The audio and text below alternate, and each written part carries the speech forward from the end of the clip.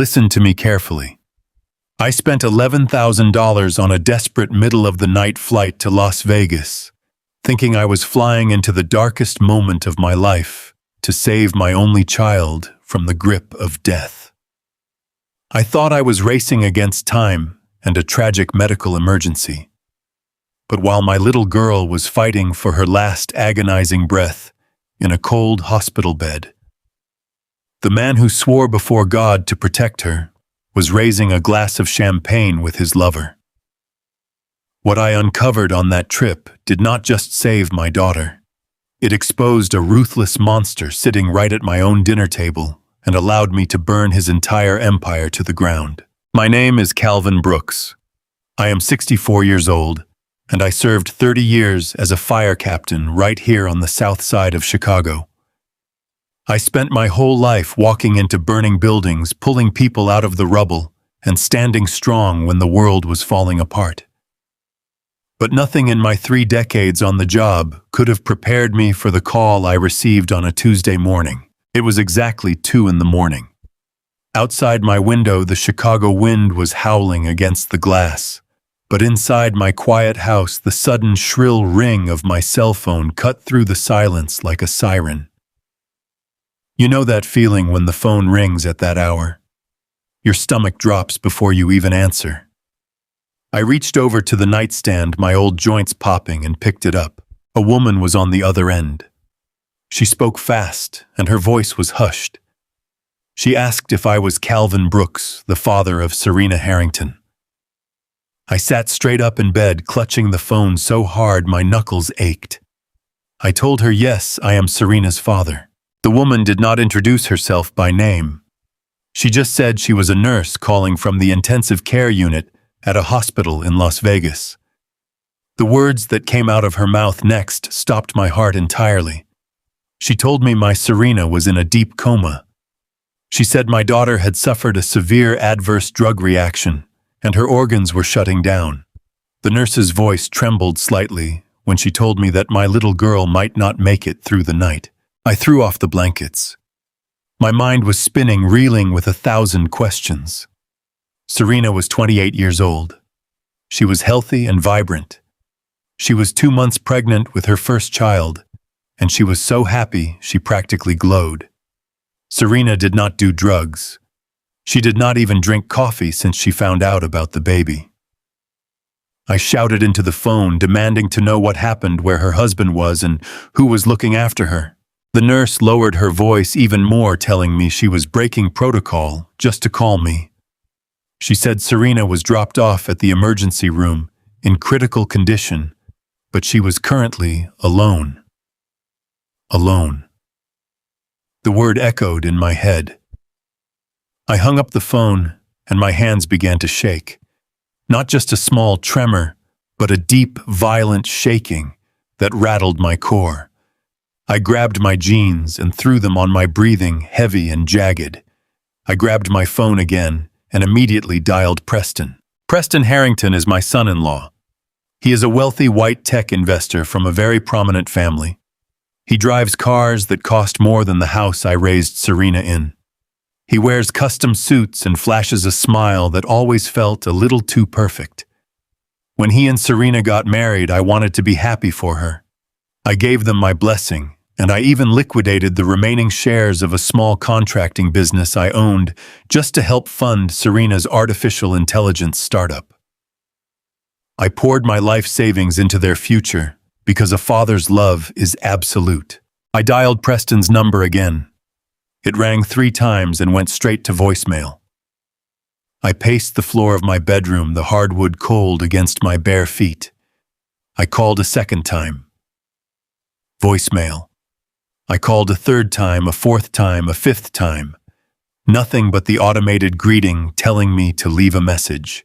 30 years of fighting fires taught me a lot about survival. It taught me how to read a room, how to sense danger before you can even see the flames. There is a specific smell to a tragedy. When you smell smoke, you do not wait to see the fire. You know the house is already burning. And right then, standing in my dark bedroom in Chicago, I smelled smoke. Preston was supposed to be in Vegas with Serena for a tech conference. They were staying in a luxury suite at the Bellagio. If his wife, my pregnant daughter, was fighting for her life in an intensive care unit, why wasn't he answering his phone? Why did a random nurse have to break the rules to call me in the middle of the night? Why was my little girl lying in a hospital bed all alone? A sick, heavy dread settled in the pit of my stomach. This was not a tragic accident. This was not a random medical emergency. Preston had all the money and resources in the world. If Serena was in trouble, he could have hired the best private doctors in Nevada within minutes. He could have chartered a flight. He could have called me himself. Instead, there was nothing but a deafening silence from his end. I did not wait another second. I did not waste time leaving another voicemail for a man who was actively ignoring my calls. I grabbed my wallet, my identification, and my old leather jacket. I did not pack a suitcase because I knew I did not have the luxury of time. My daughter was suffocating in a city thousands of miles away, and I was the only shield she had left in this world. I was going to get to Las Vegas. I was going to find out exactly what put my baby girl in a coma. And God have mercy on whoever was responsible, because Calvin Brooks was coming, and I was bringing the fire with me. I raised Serena all by myself after my beautiful wife Beatrice lost her battle with breast cancer 15 years ago. Beatrice was the soul of our home. When she passed away, a part of me died right there in that hospital room, but I had a teenage daughter who needed her father. I made a promise to my wife while holding her fragile hand in those final hours. I promised I would move heaven and earth to make sure our little girl never lacked for anything. I kept that promise. I worked double shifts at the firehouse down on the south side. I breathed in toxic ash soot and burning plastic year after year. I missed Thanksgiving dinners and Christmas mornings just to pick up overtime pay. I took on a side hustle running a small contracting business, with a buddy of mine breaking my back on my days off, pouring concrete and framing houses. Every single dime I made went straight into a college fund. I wanted Serena to go to a top university, and she did. She graduated with honors and grew into a brilliant and beautiful woman. When she brought Preston Harrington home, I had my reservations. He came from old money, the kind of generational wealth that makes people look down their noses at a working-class black man with calloused hands. But Preston played the part well. He called me sir, he brought expensive wine to dinner, and he looked at Serena like she hung the moon. When they got married, Serena had this incredible idea for an artificial intelligence software company. The banks would not give a young black woman the startup capital she needed, despite her brilliant business plan. Preston had money, but his family kept his trust fund tied up in strict investments. So I did what any loving father would do. I walked away from the contracting business I built from the ground up. I liquidated every single share I owned and handed them a check for $250,000. It was my entire life's work. I handed it over without a second thought, because my love and trust in them were absolute. I thought I was securing my daughter's future. I thought I was giving them the ultimate wedding gift. But staring at the dark walls of my bedroom after that horrific phone call, all that trust turned to ash. I threw on my boots, grabbed my keys, and drove like a madman toward O'Hare International Airport. The Chicago Expressway was completely deserted at 2:30 in the morning. The freezing rain lashed against my windshield, but the storm outside was nothing compared to the hurricane ripping through my chest. I rushed to the terminal only to find a ghost town. The ticket counters were dark. The departure boards showed nothing but cancellations and delays. The earliest commercial flight to Las Vegas was not leaving until 6 in the morning. 6 in the morning might as well have been a lifetime away. When your child is lying in a coma on the edge of death, every minute feels like an hour. I could not wait. I started making phone calls, pacing the empty terminal, dialing every charter company and private aviation service in the state of Illinois. Most of them went straight to voicemail. The ones that did answer told me they needed 24 hours notice and a full flight crew. Finally, I got a hold of a dispatcher for a private medical evacuation company. They had a repositioning flight, an empty jet flying back to McCarran International Airport to pick up a patient. The dispatcher told me it was against protocol to take civilian passengers. I begged him. I told him I was a retired fire captain and my pregnant daughter was dying in a Vegas intensive care unit. He paused, then quoted me a price. $11,000. Cold, hard cash wired immediately, or I could not get on the plane.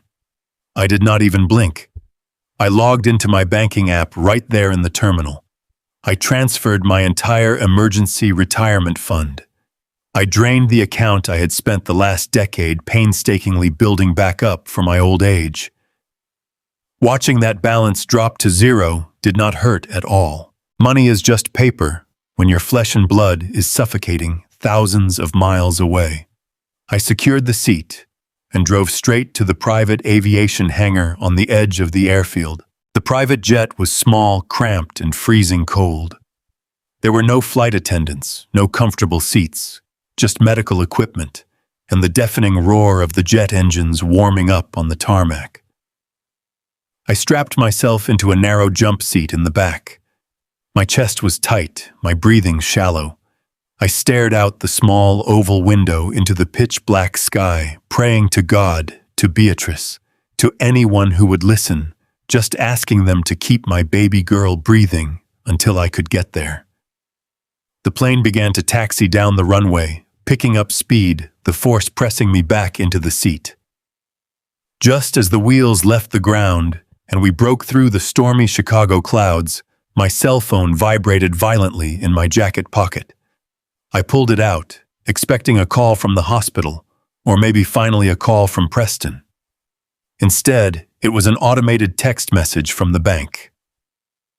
When I gave Serena that startup money years ago, I co-signed a high-limit corporate credit card for her business emergencies, just to make sure she always had a safety net if things went south.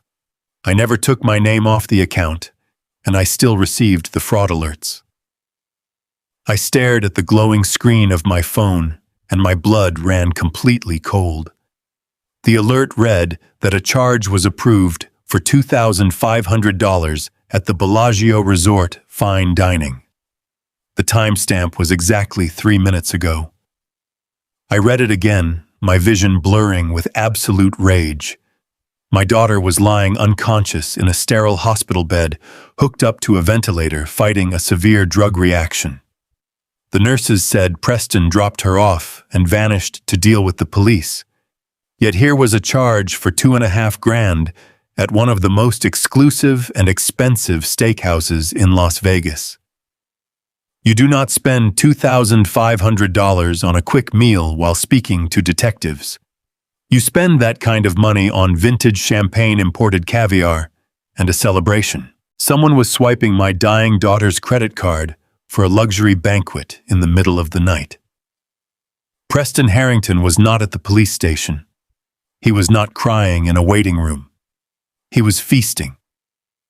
The airplane banked hard to the west, and as I lost my cell service somewhere over the Midwest, the realization hit me with the force of a freight train. My daughter was not the victim of a random medical tragedy.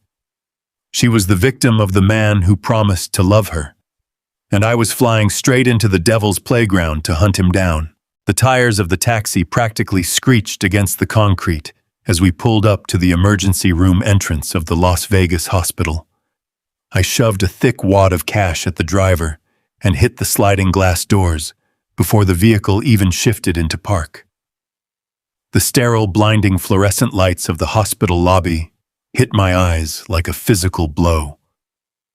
30 years riding on a rig in the Chicago Fire Department had conditioned me to handle chaos. I had walked into collapsing structures, carried helpless people out of smoke-filled hallways, and looked death in the face more times than I could possibly count. I knew how to lock my emotions away and get the job done. But nothing, absolutely nothing, prepares a father for the long, cold walk down an intensive care unit corridor, knowing his only child is fighting a losing battle behind one of those heavy wooden doors. I demanded room numbers at the front reception desk. A security guard tried to slow me down, telling me I needed to wait in the lobby for regular visiting hours. I looked right through him and told him my name was Calvin Brooks, and if he did not step aside and point me toward my daughter right this second, I was going to move him myself. A charge nurse saw the pure desperation in my eyes and quickly escorted me down the secure hallway without another word. We stopped in front of room 4. I placed my calloused hand on the glass pane and looked inside. My breath caught in my throat. My knees, which had carried me up burning stairwells wearing 80 pounds of heavy gear, suddenly felt like they were made of water. Serena was lying there, completely motionless. My beautiful and brilliant girl. The same little girl who used to ride on my shoulders at the neighborhood firehouse picnics. The same fierce, confident woman who pitched her software company to rooms full of wealthy, skeptical executives without ever blinking an eye.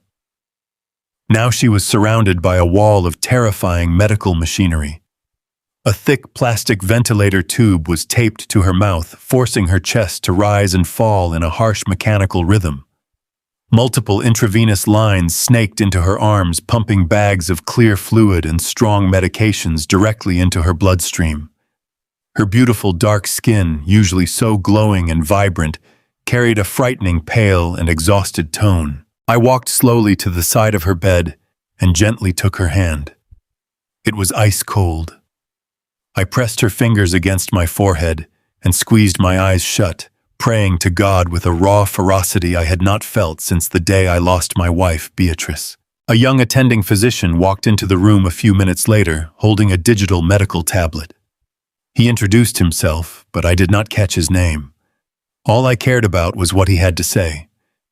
He looked at me with that practiced, sympathetic expression that doctors give you right before they deliver the worst news of your life. He told me her system was flooded with a massive lethal dose of an unknown chemical depressant. He explained that they were doing absolutely everything they could to flush her organs, but her heart was struggling to maintain steady pressure. Then he lowered his voice and shifted his weight uncomfortably. He told me that based on the extremely high toxicological levels, the hospital administration was treating this situation as a deliberate overdose. He actually looked me in the eye and dared to suggest my daughter had intentionally done this to herself. I let go of Serena's hand and stood up to my full height. I am a large man, and when the fierce anger of a protective father took over, I knew I cast a heavy shadow over that doctor. I roared in absolute defiance. I told him he was completely out of his mind. My daughter was not depressed. My daughter was not broken. She had just secured a massive round of funding for her artificial intelligence startup and was building her dream life. But much more importantly, I told him Serena was 2 months pregnant. She had called me weeping with absolute joy just a few weeks ago, talking about nursery colors and asking if I was ready to finally be a grandfather. A woman who was over the moon about bringing a new, precious life into this world does not swallow a handful of pills to end it. She would never hurt her unborn child. The doctor took a quick step back, visibly startled by my intense outburst. He raised his hands defensively and muttered that they were just following standard hospital protocols based on what the emergency paramedics and her husband had reported upon arrival. Her husband. That word triggered a massive ringing alarm in my head. I turned away from the startled doctor and looked around the quiet, sterile room. The constant beeping of the heart monitors was the only sound filling the space. For the first time since I burst through those hospital doors, I realized something incredibly vital was missing. Or rather, someone was missing. "Where is her husband?" I demanded, my voice dropping to a dangerous low rumble. The doctor exchanged a highly nervous glance with the charge nurse who had lingered near the open doorway. The nurse stepped forward hesitantly, clutching her medical clipboard tightly to her chest. She told me that Preston Harrington had brought Serena into the emergency room ambulance bay around 1 in the morning. He had driven his own luxury rental car, hauling her limp, unconscious body out of the passenger seat and screaming frantically for the medical staff to help. "So where is he right now?" I asked, scanning the empty hallway through the observation glass. A man whose pregnant wife is suddenly placed on life support should be tearing this hospital apart. He should be sitting exactly where I was sitting, refusing to let go of her hand and begging the heavens for a miracle. The nurse swallowed hard and looked down at her shoes. She told me that after the medical team rushed Serena onto a gurney and wheeled her away into the trauma bay, Preston did not stay. He did not pace the waiting room floor. He did not stick around to speak with the intensive care specialists or wait for the initial toxicology report. According to the front desk security logs, he stood in the lobby for about 10 minutes, made a quick, hushed phone call, and then approached the triage nurse to say he had to leave immediately. He gave them a flimsy and ridiculous excuse. He claimed he had to go back to the hotel to meet with the local authorities and handle the police report regarding her supposed accidental overdose. Then he walked out the automatic sliding glass doors, got back into his rental car, and vanished into the Las Vegas night. The sheer wicked audacity of it hit me like a physical punch straight to the gut.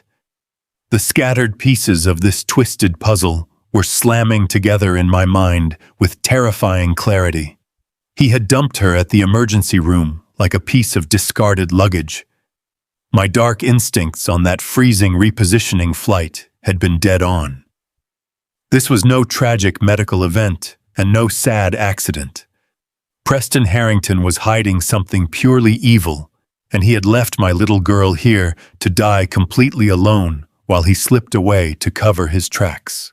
I stood in the quiet hallway outside room 4, feeling a heavy coldness creeping into my bones that had absolutely nothing to do with the freezing Nevada winter.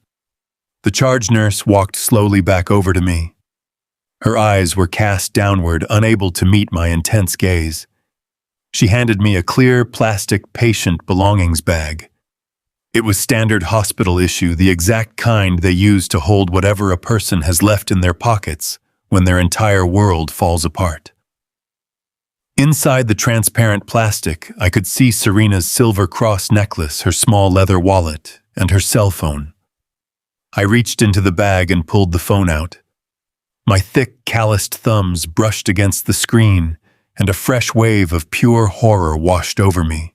The device was not just dropped or accidentally broken. It was completely obliterated. The tempered glass screen was shattered into a spider web of 1,000 jagged shards, and the sleek aluminum casing was bent inward at a severe, unnatural angle. In my 30 years of pulling people out of horrific car wrecks and collapsed buildings on the south side of Chicago, I had seen a lot of damaged electronics. Phones slip out of hands, they crack on the pavement, they get stepped on by accident in a crowded room. But this level of structural destruction took deliberate, violent downward force. Someone had aggressively stomped on this device with the heavy heel of a shoe. Someone wanted to make absolutely certain that whatever was stored on this phone would never see the light of day. They wanted to silence her completely. My heart hammered against my ribs, pounding a steady rhythm of pure, unadulterated fury. Preston Harrington had brought my unconscious daughter to the emergency room, handed her over to strangers, and disappeared into the neon glow of the Las Vegas Strip. And right before he did, he made sure her primary method of communication was crushed into dust. But Preston was an arrogant man, and arrogant people always make fatal mistakes because they constantly think they are the smartest person in the room. He did not know that when I helped fund Serena her company electronics a few years ago, I had insisted on linking her business devices to a shared family cloud account. It was a simple safety measure, just a basic way for an overprotective father to back up her important startup files in case her laptop ever crashed. I practically ripped my travel bag open right there in the sterile hospital corridor and pulled out my tablet. I walked over to a small, empty waiting alcove nearby and sat down heavily on a stiff vinyl chair. My large hands were trembling as I pressed the power button. The screen illuminated my face in the dim fluorescent light. I connected to the hospital guest network and tapped into the photo gallery, dragging down the screen to force the cloud to synchronize. The loading circle spun around and around. I sat there holding my breath, my mind racing through terrifying scenarios. I was looking for anything that could explain this nightmare. A frantic text message screenshot, a desperate voice memo, a video she might have recorded before she collapsed. The progress bar inched forward, agonizingly slow.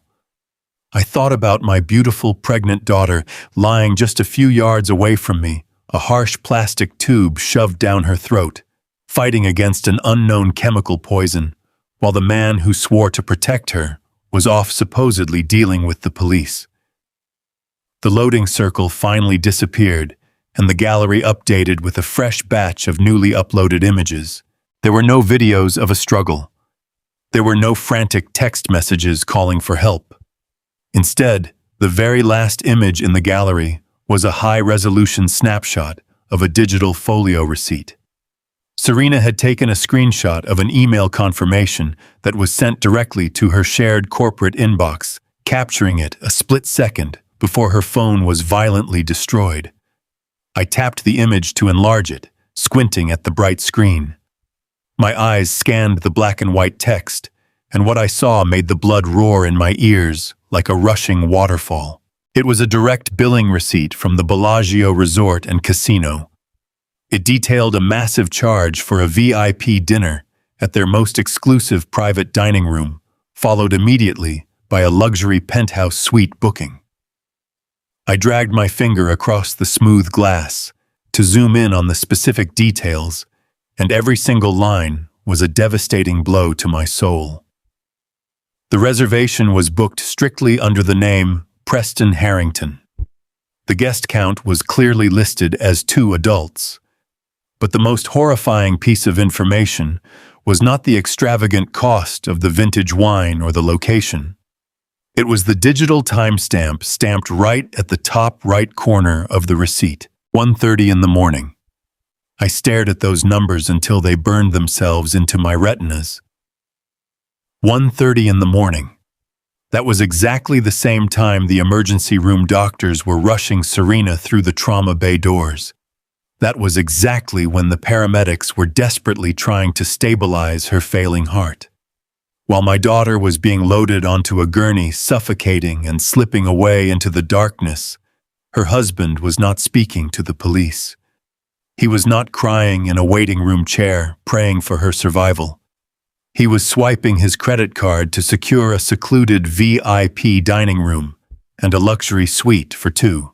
The twisted reality of the situation hit me with the force of a collapsing roof. My daughter had discovered this reservation. She saw the email notification come through on her phone in their hotel room. She realized her husband was planning an extravagant night out with another woman. She confronted him.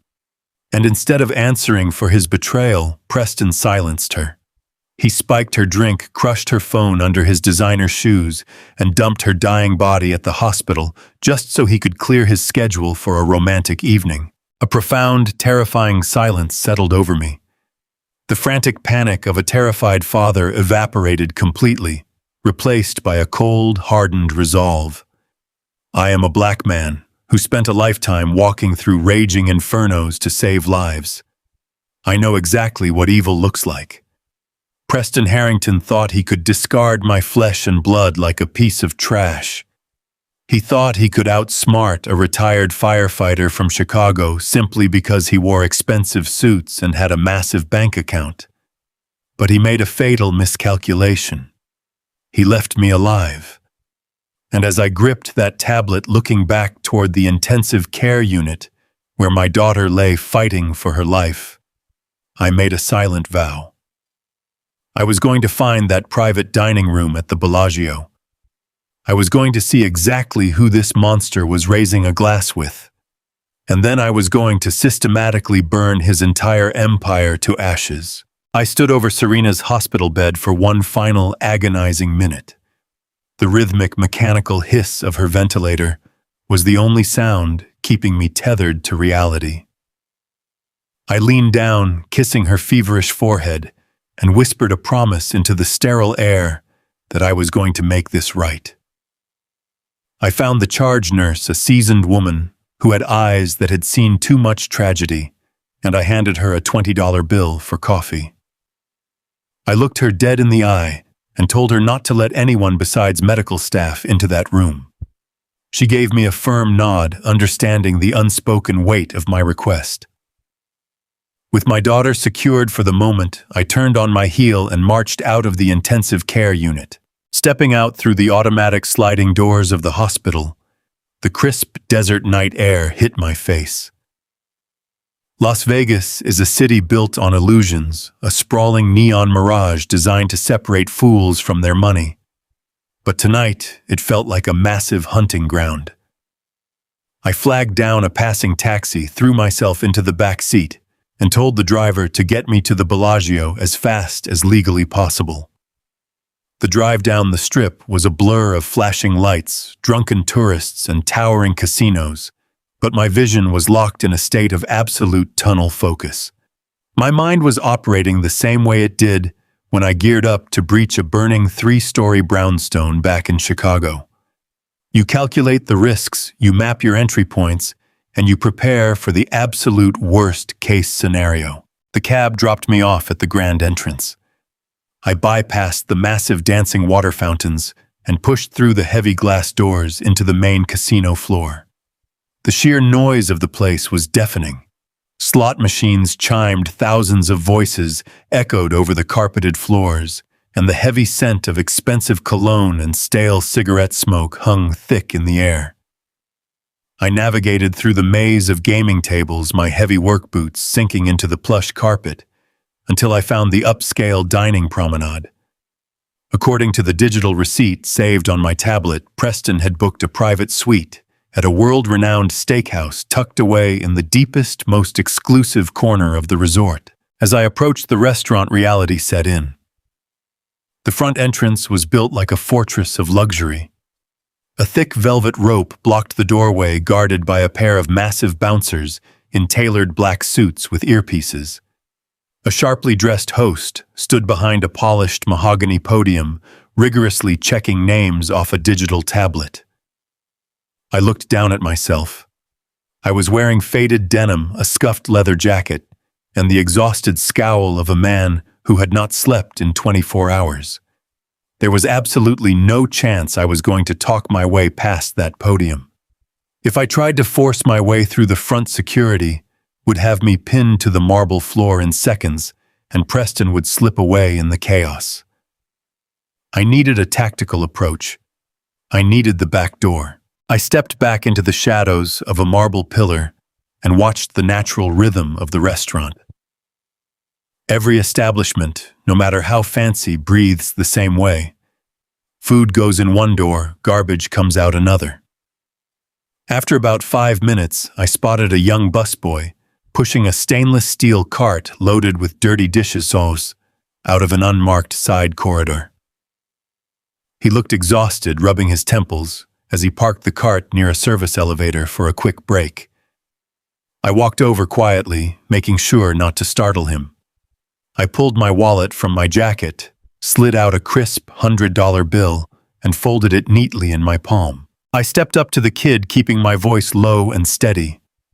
I did not give him a chance to question me. I pressed the $100 bill directly into his hand and asked him exactly where the VIP private dining suites were located. The boy blinked, looking down at the green paper in his palm, then up at my hardened face. He swallowed hard, recognizing the look of a man who had absolutely nothing left to lose. He quickly pocketed the cash and pointed a trembling finger toward a set of heavy swinging doors hidden behind a decorative partition.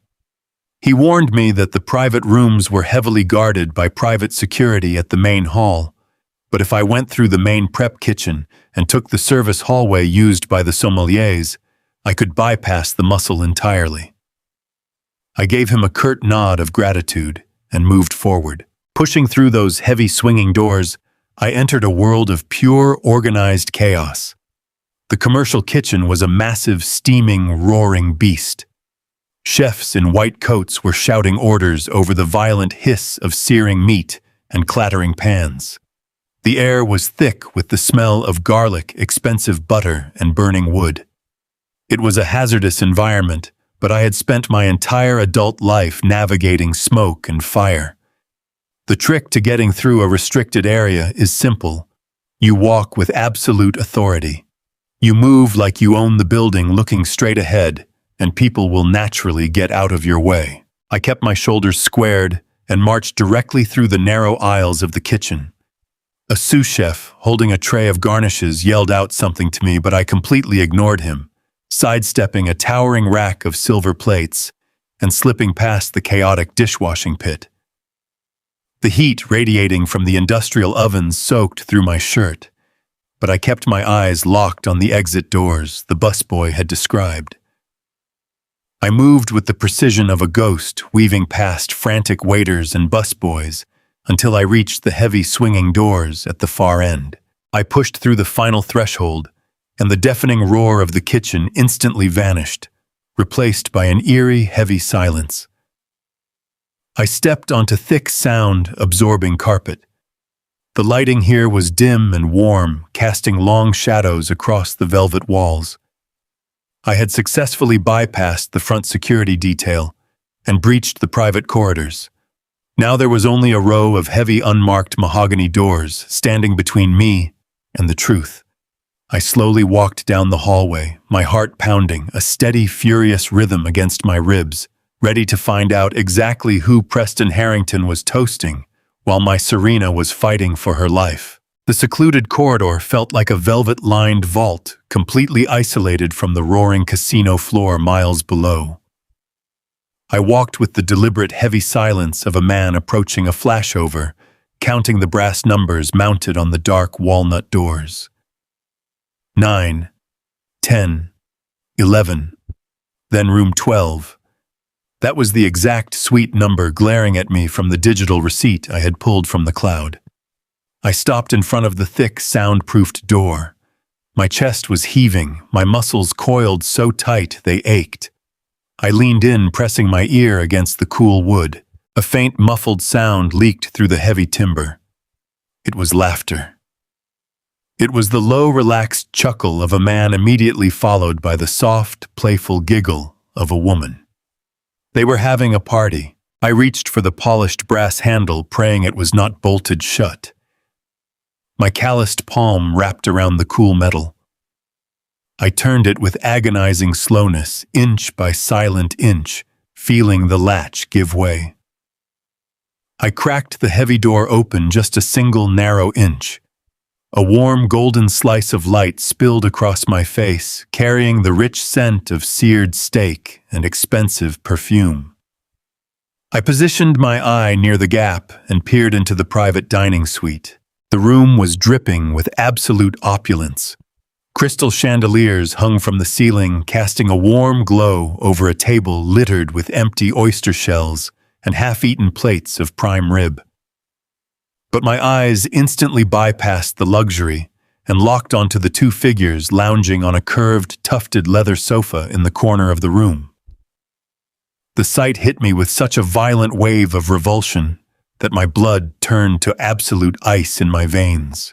There was Preston, my son-in-law, the man who had looked me in the eye and asked for my daughter's hand in marriage. The man who had supposedly just dropped his dying pregnant wife at the emergency room in a state of sheer panic.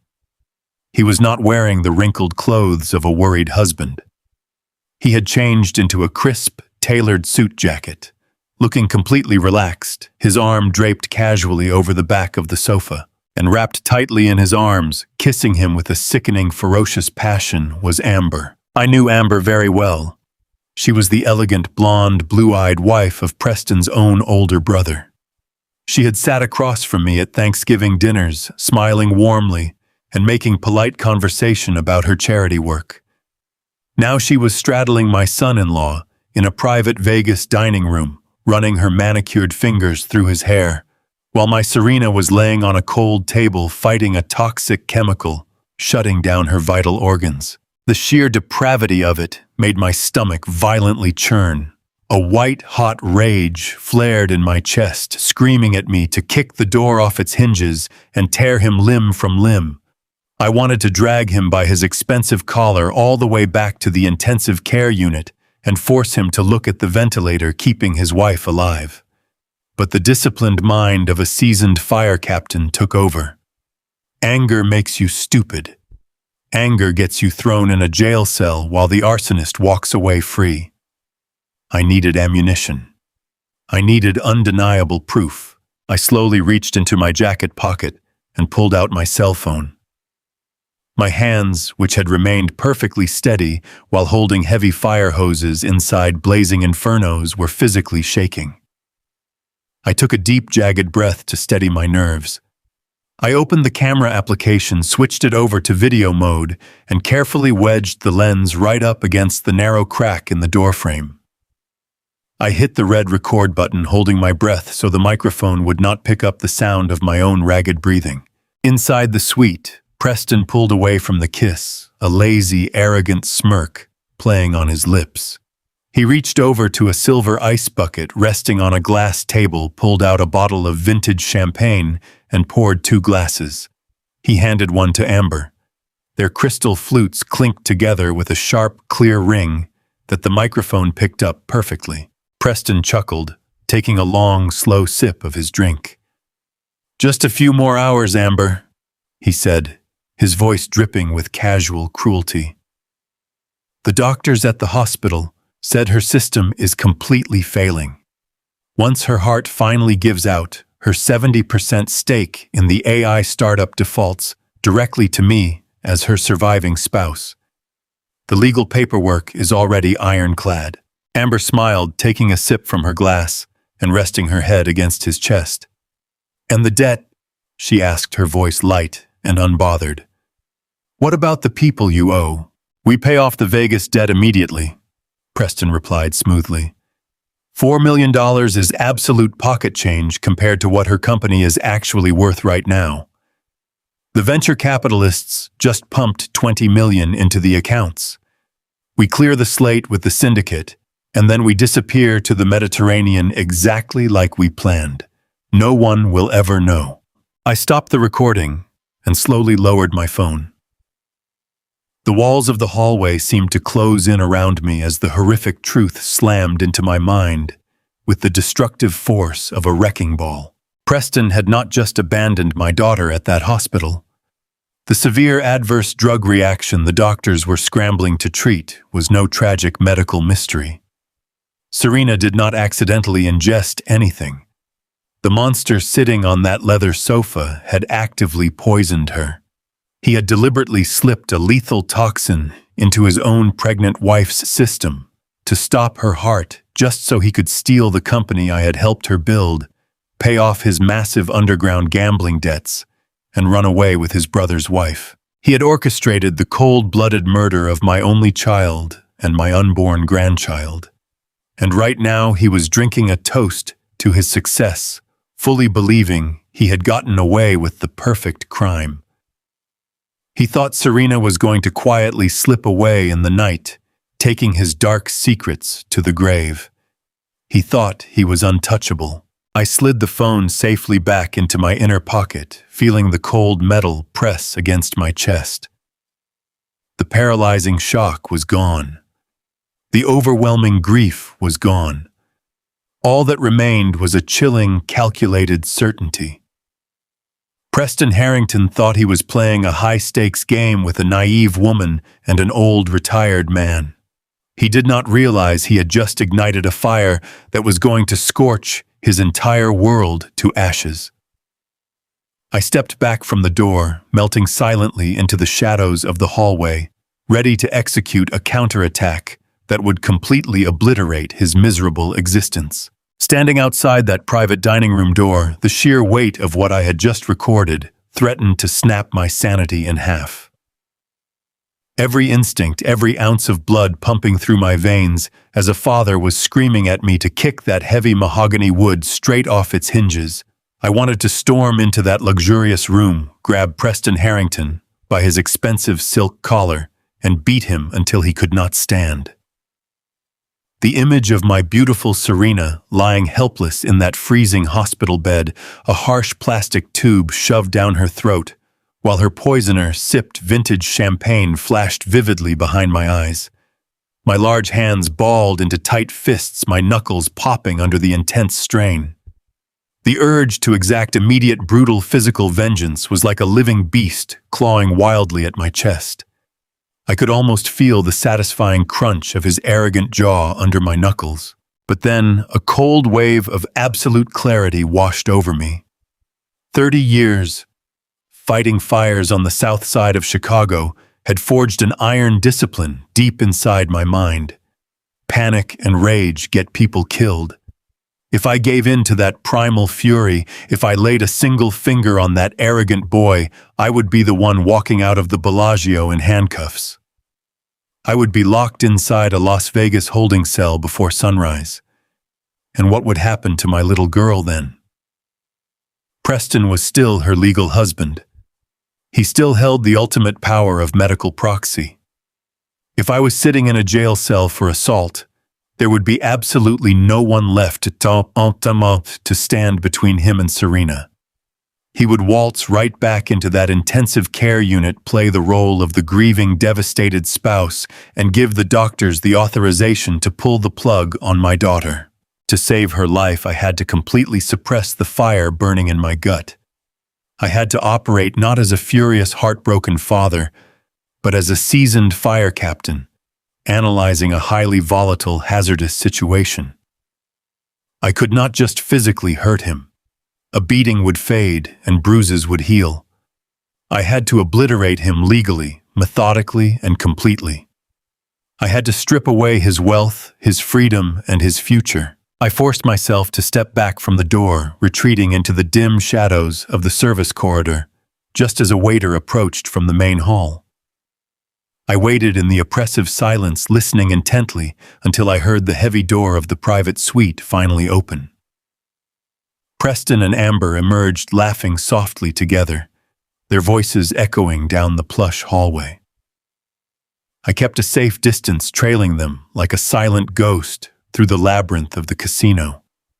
They moved with the lazy, confident stride of people who truly believed they owned the world. I watched from a discreet distance behind a bank of slot machines as they stepped into an exclusive elevator reserved strictly for the top-tier suites. I memorized the floor number that lit up on the digital display above the polished brass doors. Floor 42, the penthouse level. I found a service elevator used by the housekeeping staff and wrote it up my mind, racing through the complex blueprints of high-rise security protocols I had studied for decades. When the doors opened onto the 42nd floor, the quiet luxury of the hallway was deeply unnerving. Thick imported carpets absorbed every footstep, and the lighting was kept intentionally low and intimate. I tucked myself into a recessed alcove near the ice machine, keeping my eyes fixed on the double doors of their suite at the far end of the hall. I did not have to wait long. About 20 minutes later, the heavy doors swung open again. Preston and Amber strolled out into the hallway, wearing plush white hotel robes over their designer swimsuits. They were heading up to the exclusive rooftop infinity pool for a late-night dip, leaving their suite completely empty. This was my window of opportunity. The second they stepped into the elevator and the doors slid shut, I stepped out of the shadows of the alcove and walked briskly toward their room. Modern electronic hotel locks are specifically designed to keep out petty thieves and opportunistic intruders. They flash a pleasant green light when you swipe a registered keycard and beam a solid red warning light if you tamper with the external casing. but they are absolutely not designed to stop a man who spent 3 decades learning exactly how to breach commercial structures during high-rise emergencies. In the Fire Academy, they teach you that every secure door has a mechanical flaw if you know exactly where to apply the right amount of pressure. I reached into my thick leather jacket pocket and pulled out a thin, flexible piece of industrial tension wire I always carried on my keychain for sudden emergencies. I knelt down on the thick carpet, keeping my breathing slow, steady, and perfectly controlled. I slipped the tension wire into the microscopic gap between the heavy door and the door frame, sliding it right near the metallic strike plate. I did not force it.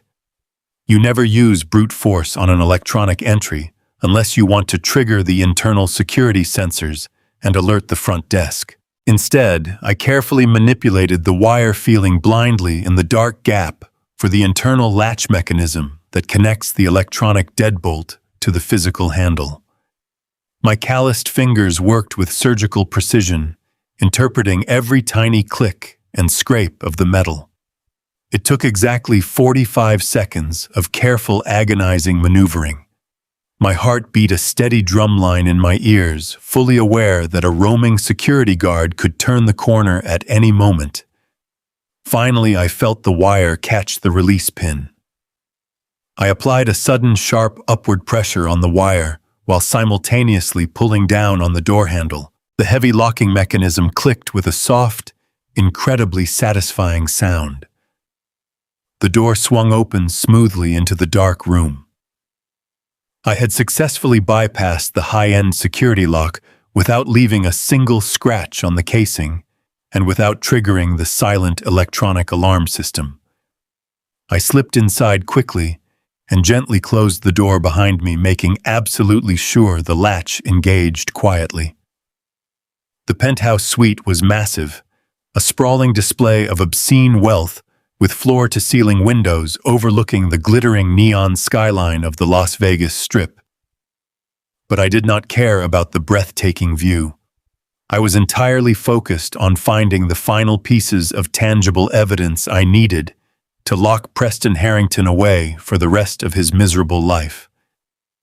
I moved silently across the room, a father on a mission ready to tear his empire apart. The interior of the penthouse suite was a sickening monument to unearned wealth and arrogant excess. My heavy work boots sank deep into the pristine white carpeting as I stepped cautiously into the sprawling living space. Floor-to-ceiling windows offered a commanding view of the glittering Las Vegas Strip, pouring a neon glow over the imported Italian leather furniture and gaudy modern art. It was a playground, designed for kings, paid for by the literal blood and sweat of my dying daughter.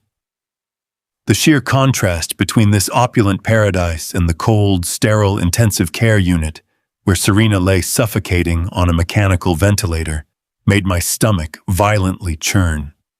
I had to force myself to focus. I was not here to let my emotions override my logic. I was a veteran fire captain. I was trained to operate with absolute precision in the middle of a blazing inferno. I took a deep, jagged breath, clearing my mind of everything except the mission at hand. I needed tangible, undeniable proof of Preston Harrington and his wicked betrayal. During my 30 years on the Chicago Fire Department, I supplemented my income by running a successful independent contracting business. I spent my days off tearing down drywall, inspecting faulty wiring, and navigating the hidden skeletons of old brownstone buildings. Because of that work, I always traveled with a specialized gear bag. Inside that heavy leather duffel, tucked away in a padded side pocket, was a high-definition wireless micro camera. It was originally designed to snake into dark pipes and capture structural damage, but tonight, it was going to serve a much darker purpose.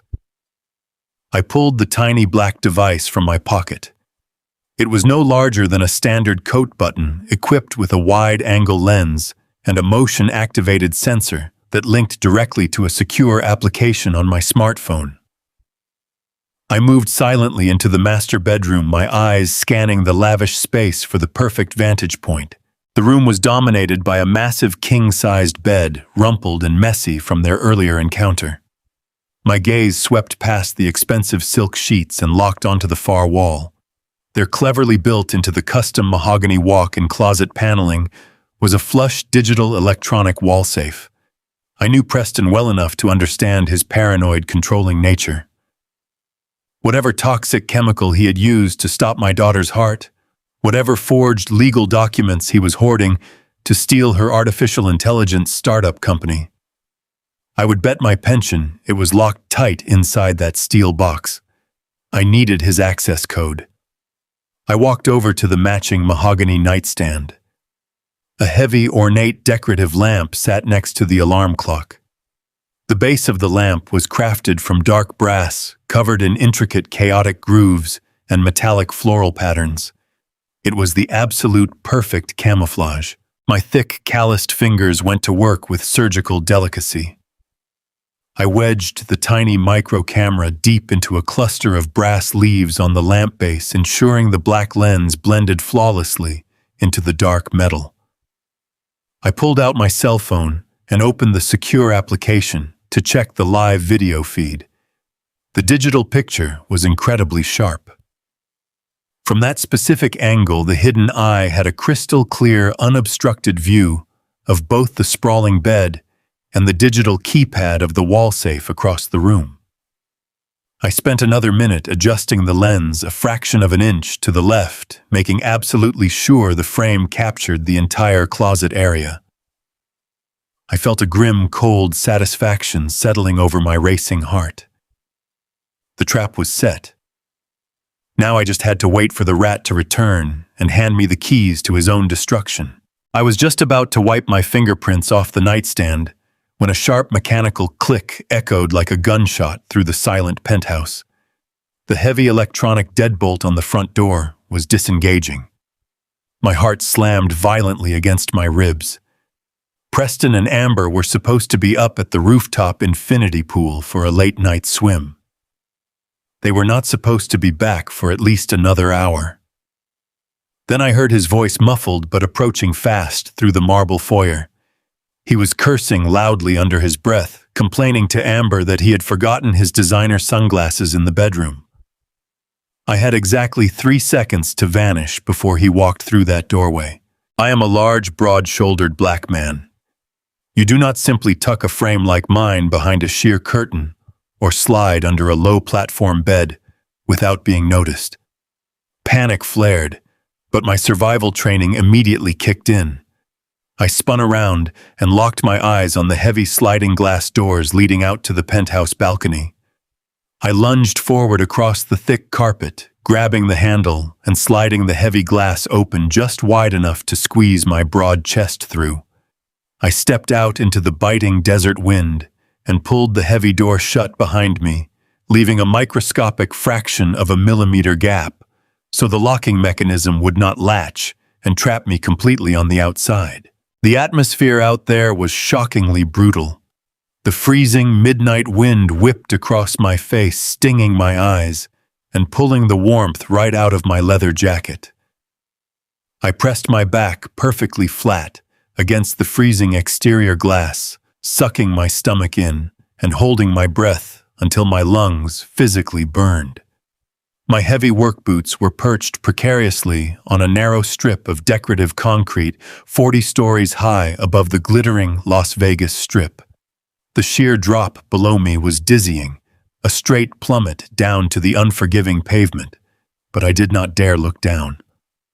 My eyes were glued to the narrow slit of glass watching the bedroom interior. Preston strolled into the bedroom wearing a plush white hotel robe.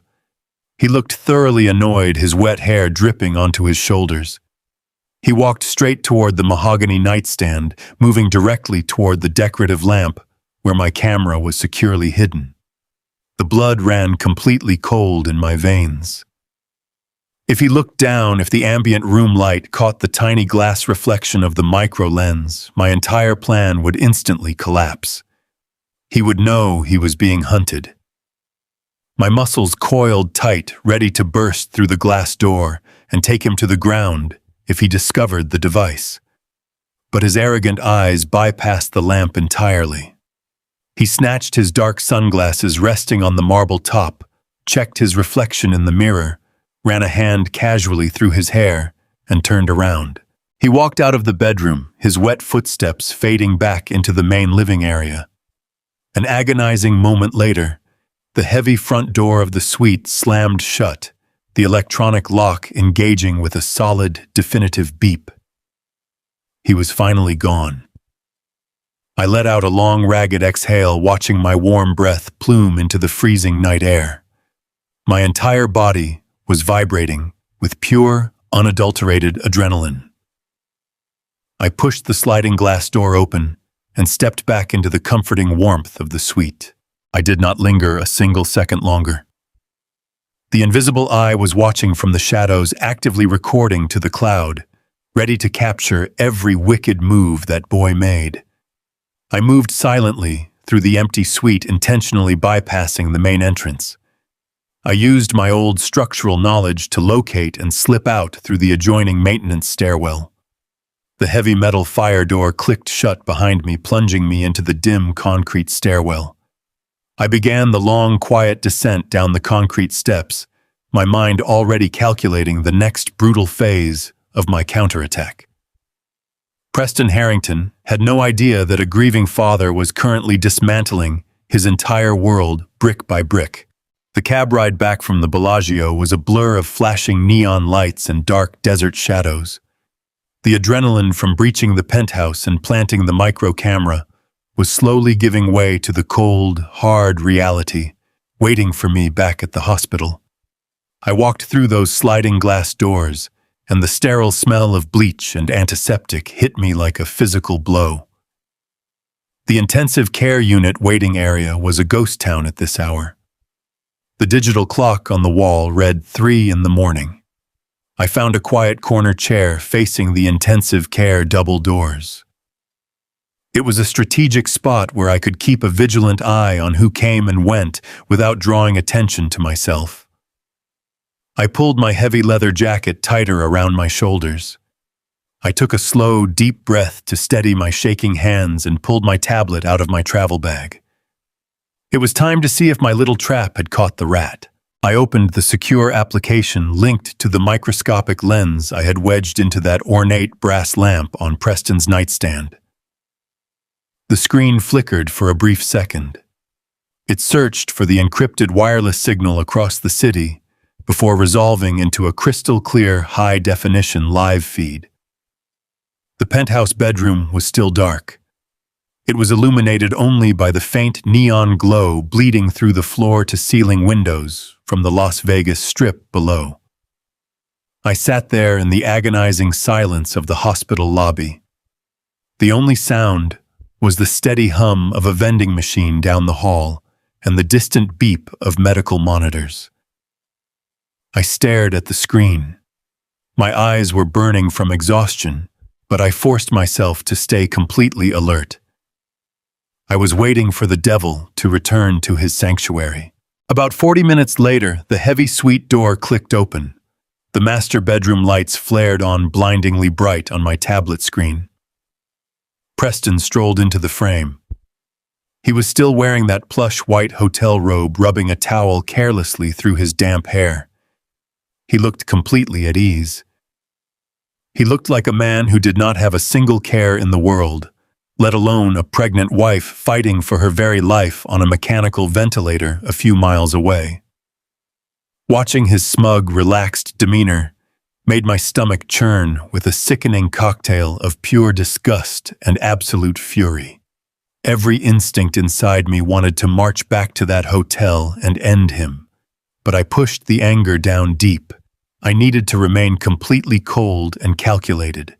I watched his every move with the sharp, unblinking focus of a hawk tracking its prey. Preston tossed the damp towel onto the expensive silk sheets and walked straight toward the custom mahogany closet paneling.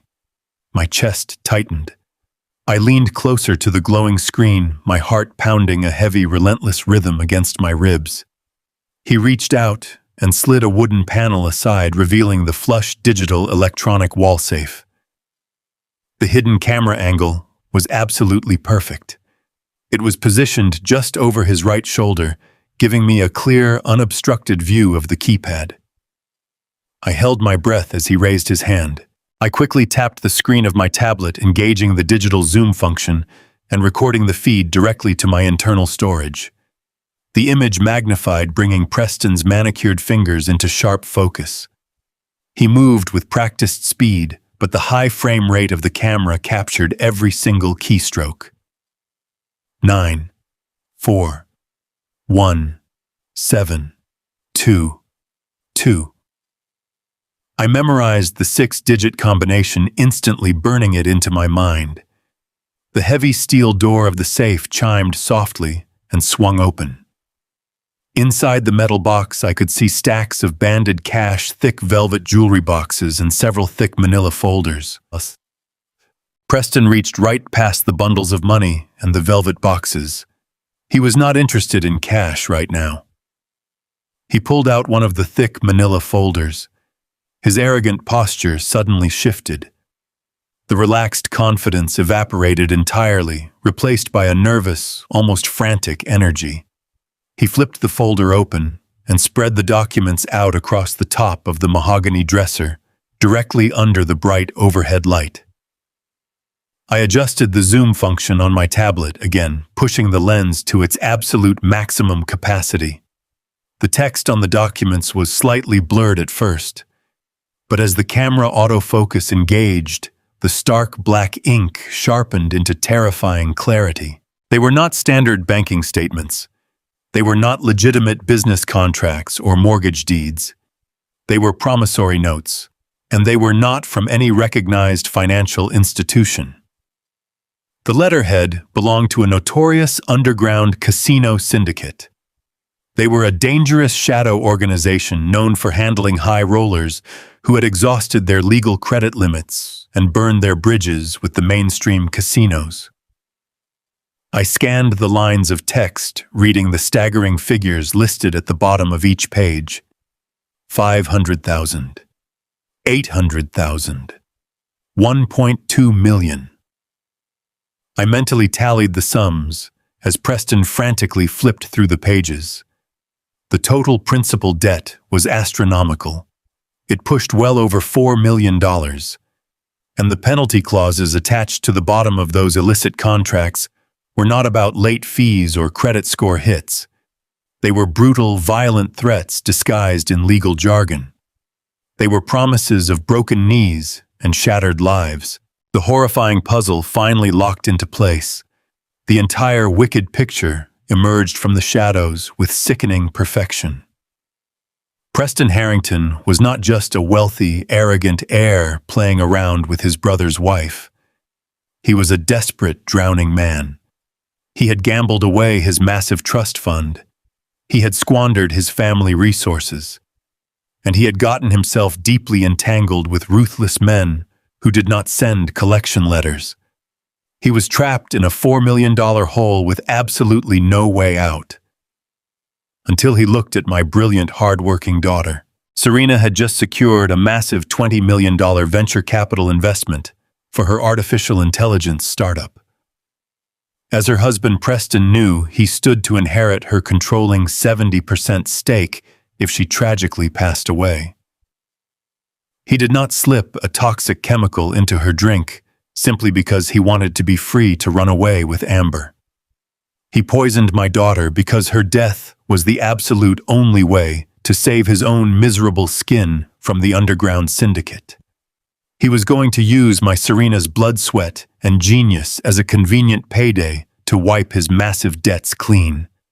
He was going to trade her life to keep his legs from being broken. I sat in that quiet hospital lobby, staring at the frozen image of those promissory notes on my tablet screen.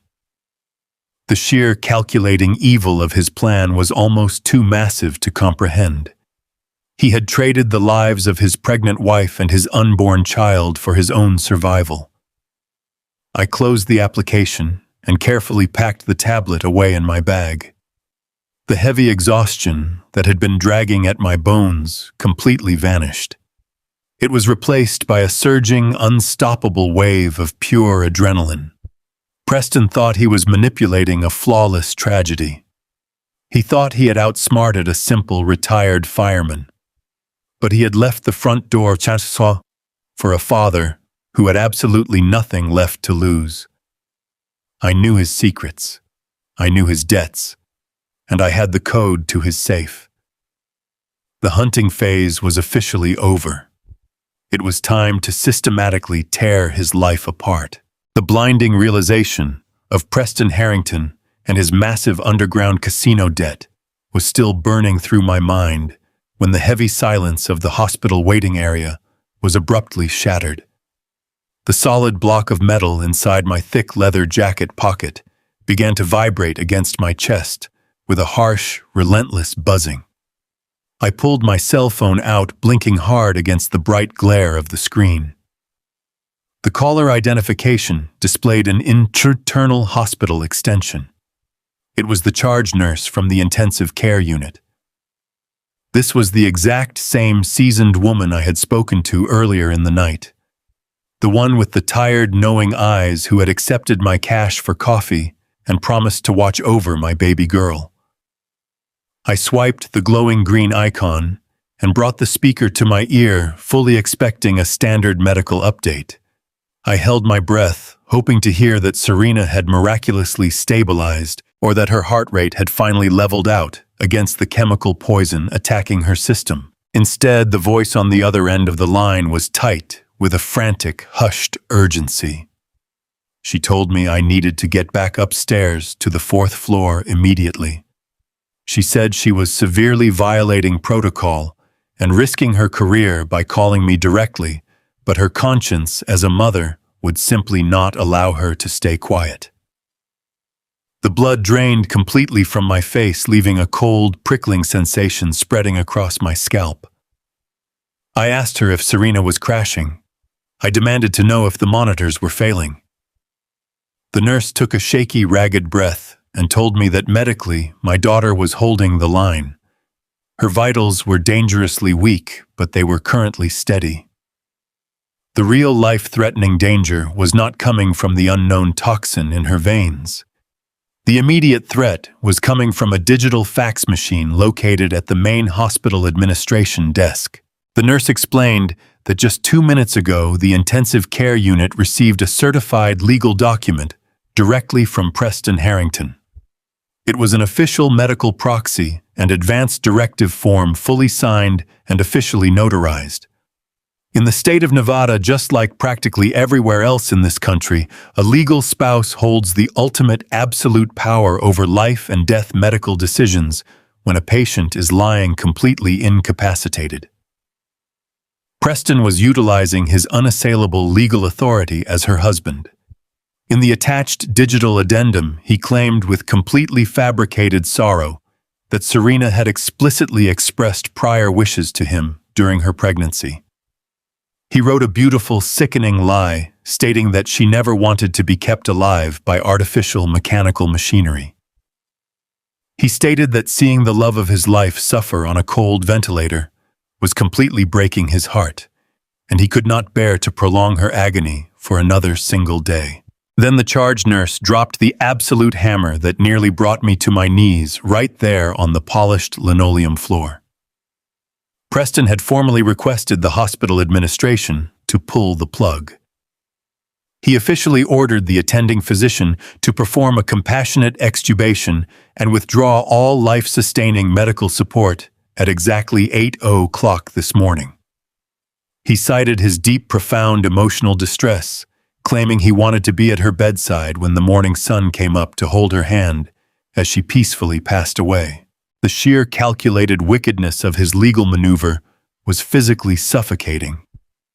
He was not just sitting back and waiting for the poison he slipped into her drink to finish its dark work.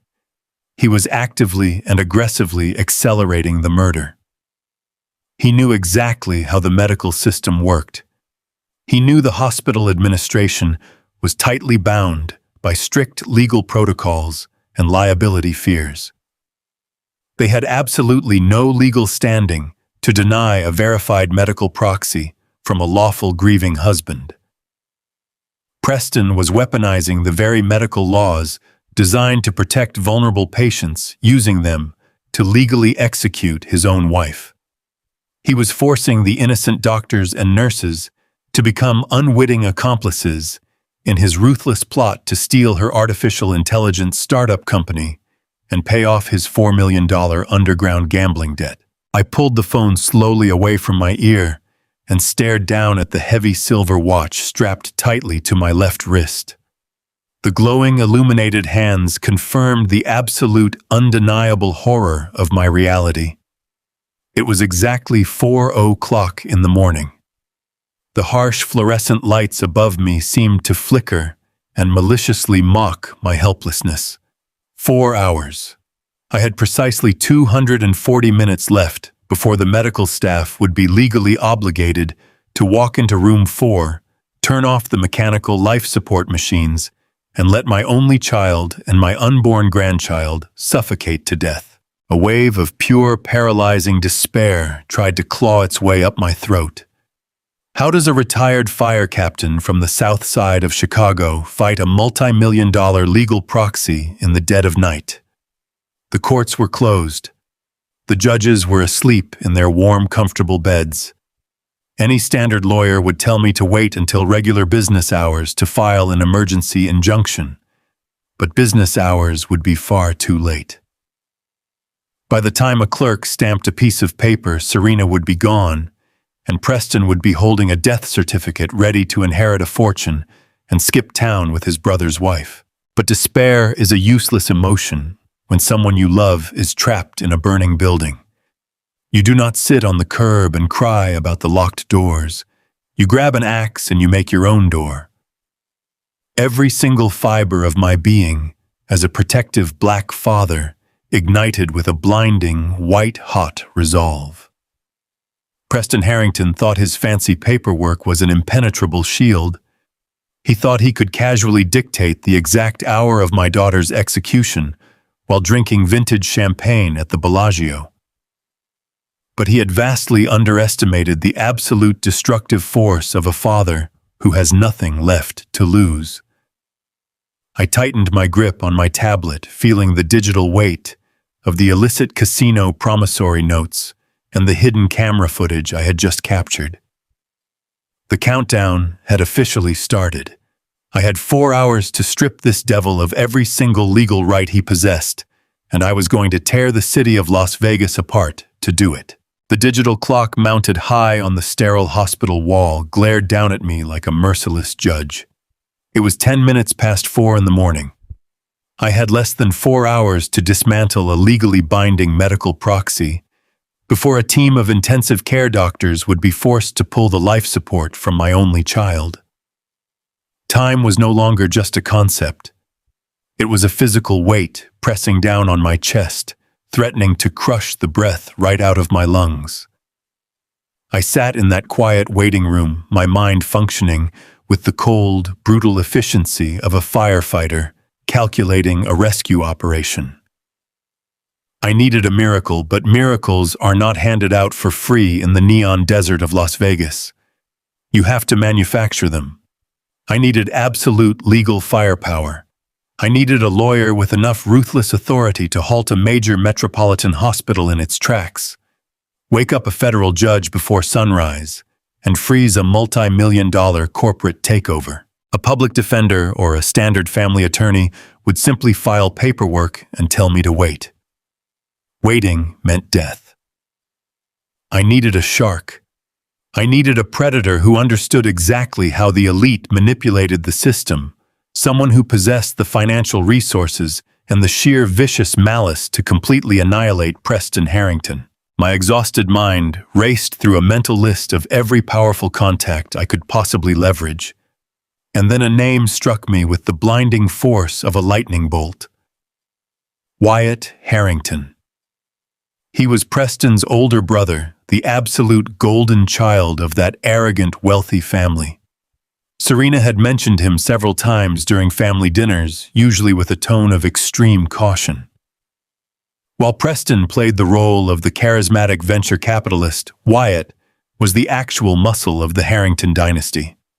He was a ruthless, cutthroat corporate litigator based out of Los Angeles, a man whose entire career was built on destroying rival companies, burying opponents in legal avalanches, and crushing anyone who dared to stand in his way. He was a man who demanded absolute loyalty and possessed an ego the size of a skyscraper. Most importantly, he was the legal husband of Amber. The very same Amber who was currently lounging in a penthouse suite at the Bellagio, planning to spend her husband's family money on a Mediterranean getaway with his younger brother. If there was a single man on this earth who hated betrayal and public humiliation as much as a black father fighting for his dying daughter, it was Wyatt Harrington. He was the key. He had the bar credentials, the aggressive temperament, and the overwhelming personal motive to intervene right this second.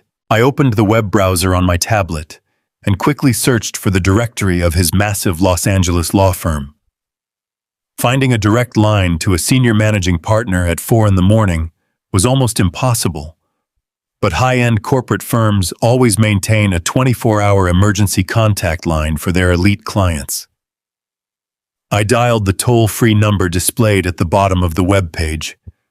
A groggy answering service operator picked up the line. I did not ask for permission to speak with Wyatt. I used my deepest, most commanding fire captain voice, the one that used to make rookie firefighters snap to attention. I told the operator I was calling regarding a catastrophic legal emergency involving a top-tier executive, and if she did not patch me through to Wyatt Harrington immediately, she would be personally held responsible for a multi-million-dollar corporate collapse by breakfast. Fear is a tremendous motivator. She stammered a quick apology and transferred the call. The line rang 3 times before a deep, incredibly irritated voice answered.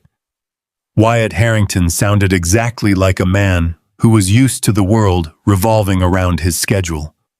He demanded to know who was foolish enough to wake him up in the middle of the night.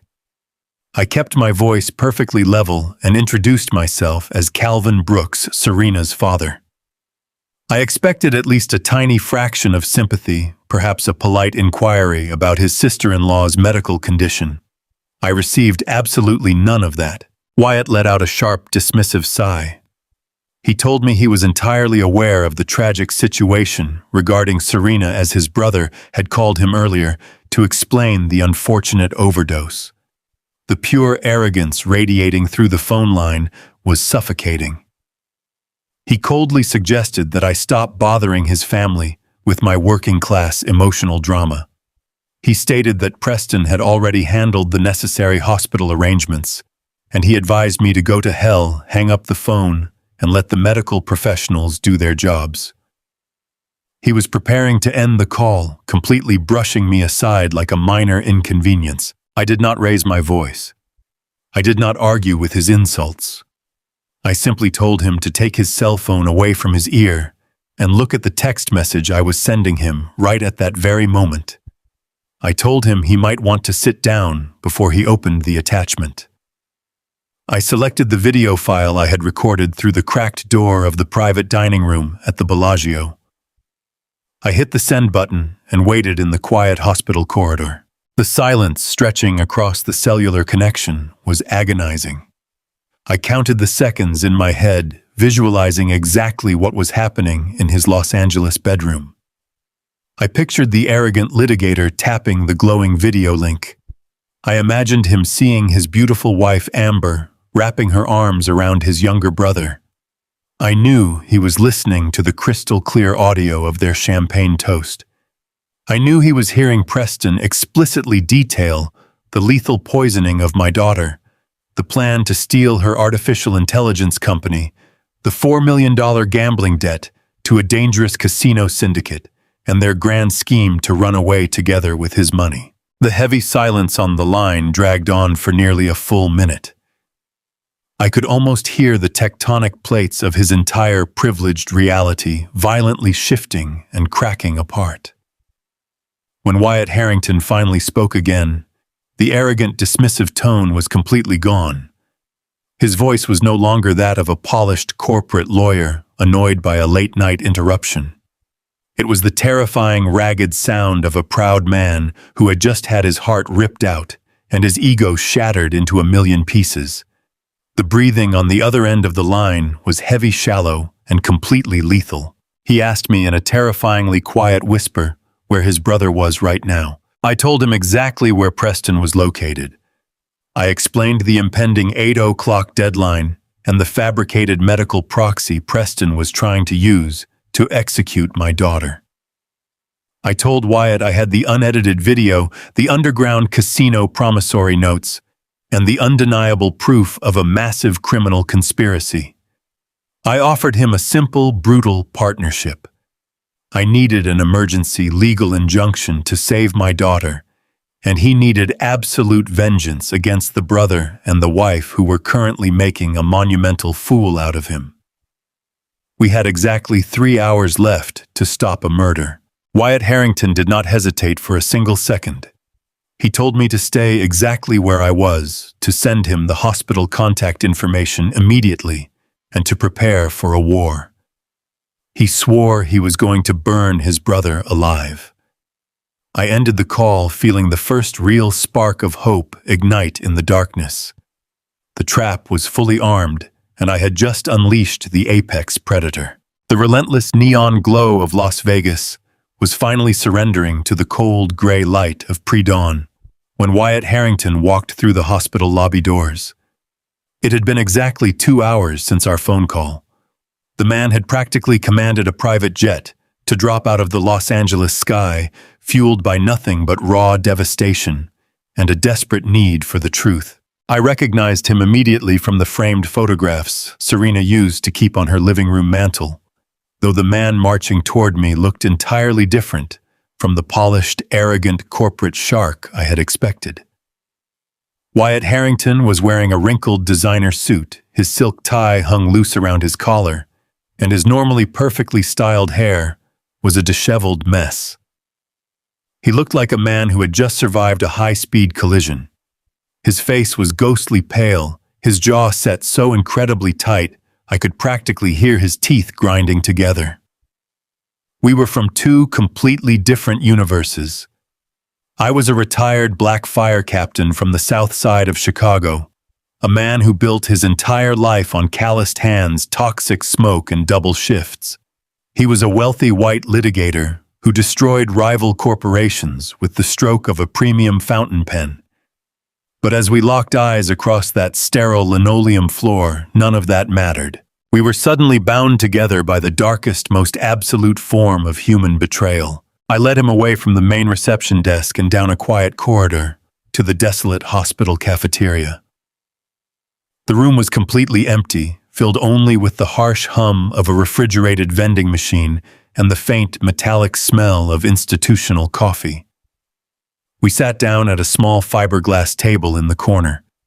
I did not waste time with polite pleasantries or sympathetic gestures. I pulled my tablet from my travel bag, unlocked the screen, and pushed it across the table toward him. I opened the digital folder containing every single piece of evidence I had painstakingly gathered throughout the night.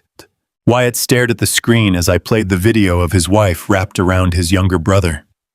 I watched his eyes meticulously track the footage. I saw the exact moment his heart shattered all over again as he listened to their champagne toast, hearing Preston coldly outline the lethal poisoning of my daughter and the $4 million underground casino debt. I showed him the high-resolution photographs of the promissory notes I had captured from the Bellagio safe.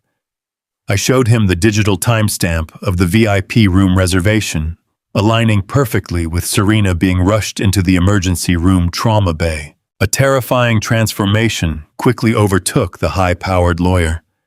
The profound shock in Wyatt's eyes rapidly hardened into a blinding, consuming fury. His breathing became incredibly erratic, his hands shaking so violently he had to place them flat on the table just to steady his own frame. He was a man who had just realized his entire life, his marriage and his family loyalty, were built on a foundation of sickening, malicious lies. Wyatt abruptly stood up from the table, knocking his plastic chair backward onto the floor with a loud, aggressive clatter. He began to pace the narrow aisle between the cafeteria tables like a caged, rabid animal. His voice, normally trained for measured courtroom arguments, broke into a ragged, dangerous snarl. He started rambling frantically, saying he knew exactly where Preston kept a registered firearm in his Las Vegas property. He told me he was going to walk out of this hospital drive straight over to that penthouse suite at the Bellagio and put a bullet directly between his brother's arms. He was completely seeing red, entirely consumed by the blinding need for immediate bloody vengeance. I knew that exact kind of rage. I had felt it burning in my own chest just a few hours ago outside that private dining room. But I also knew that unbridled fury was a luxury we simply could not afford. The digital clock on the cafeteria wall flashed 6:15 in the morning. We had less than 2 hours before the medical staff would enforce Preston's fabricated proxy and terminate my daughter's life support. I stood up, crossing the distance between us in 2 massive strides. I did not try to reason with him verbally. I grabbed Wyatt by the lapels of his expensive wrinkled suit jacket and shoved him backward. I slammed his shoulders hard against the nearest concrete pillar, pinning him in place with the sheer physical strength I had spent 30 years building at the firehouse. Wyatt gasped, his eyes wide with sudden shock, as I leaned in close, completely invading his personal space. I kept my voice pitched at a low, deadly rumble, making absolutely sure every single word penetrated his frantic, spiraling mind. We don't shoot him. We legally obliterate him. Use that expensive law degree of yours to get me an injunction now. I explained with brutal clarity that if he put a bullet in Preston, he would spend the rest of his life in a maximum security prison, and my daughter would be dead before breakfast. If we resorted to physical violence, the police would arrest us, the hospital would blindly follow the legal documentation Preston had filed, and the devil would win. We needed to operate with cold, calculated precision. We needed to hit him where he was most vulnerable, tearing down his financial safety net and exposing him to the brutal consequences of his actions. I tightened my grip on his collar, shaking him just enough to snap him out of his dangerous haze. I told him to swallow his pride, suppress his rage, and remember exactly who he was. I needed the fabricated medical proxy instantly nullified, and I needed Preston stripped of every single legal right he possessed over Serena's medical care. The fierce intensity of my demand slowly pierced through the red haze clouding Wyatt's vision. I felt the physical resistance drain out of his body. He let out a long, shuddering breath, the reckless anger finally giving way to sharp, focused determination. I slowly released my grip on his jacket and took a step back, giving him the space to collect himself. Wyatt straightened his suit collar, rolling his neck to release the tension. His eyes were no longer wild. They were entirely black and hollow, filled with the lethal strategic intelligence that made him a feared litigator in Los Angeles. He reached down, picked up his overturned chair, and retrieved a sleek silver laptop from his leather messenger bag. He slammed it onto the cafeteria table and flipped the screen open. His fingers hovering over the keyboard like a concert pianist preparing for a grand performance. He looked at me, giving a sharp, curt nod, and told me he was going to draft an emergency order so airtight that even the state Supreme Court would not be able to break it. The war had officially begun, and we were about to drop an absolute legal avalanche on Preston Harrington. The morning sun began to creep through the narrow horizontal blinds of the intensive care waiting room, casting long pale shadows across the scuffed linoleum floor. It was a cold, unforgiving light. I checked my heavy silver wristwatch. 7:45. The hospital was shifting from the quiet hum of the night shift into the bustling, rigid routine of the morning. Beside me, sitting perfectly still in a hard plastic chair, was Wyatt Harrington. He had not spoken a single word in the last 30 minutes. He was practically vibrating with a dark, lethal energy, his eyes fixed dead ahead, on the heavy double doors of the medical unit. I took a deep, steadying breath. My muscles were aching from a profound lack of sleep, but my mind was sharper than a freshly honed axe. I was a father standing guard over his child, and I was ready to bring the entire building down if I had to. At exactly 7:50, the gentle chime of the main elevator echoed down the corridor. The metallic doors slid open, and there he was. Preston Harrington strutted out onto the floor, moving with the arrogant, confident stride of a man who firmly believed he held the winning hand. He did not look like a grieving husband who had spent a sleepless night agonizing over the fading heartbeat of the woman he loved. He looked entirely put together, his suit jacket resting casually over one arm, his hair styled to give off the perfect illusion of disheveled exhaustion. He was accompanied by a short, slick-looking man in a cheap, shiny suit, carrying a worn leather briefcase. A local, rent-a-lawyer hired for pennies to push paperwork and bully hospital administrators. They marched directly up to the main nurses' station.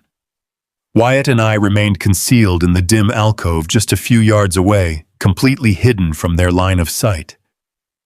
I watched as Preston put on the performance of a lifetime.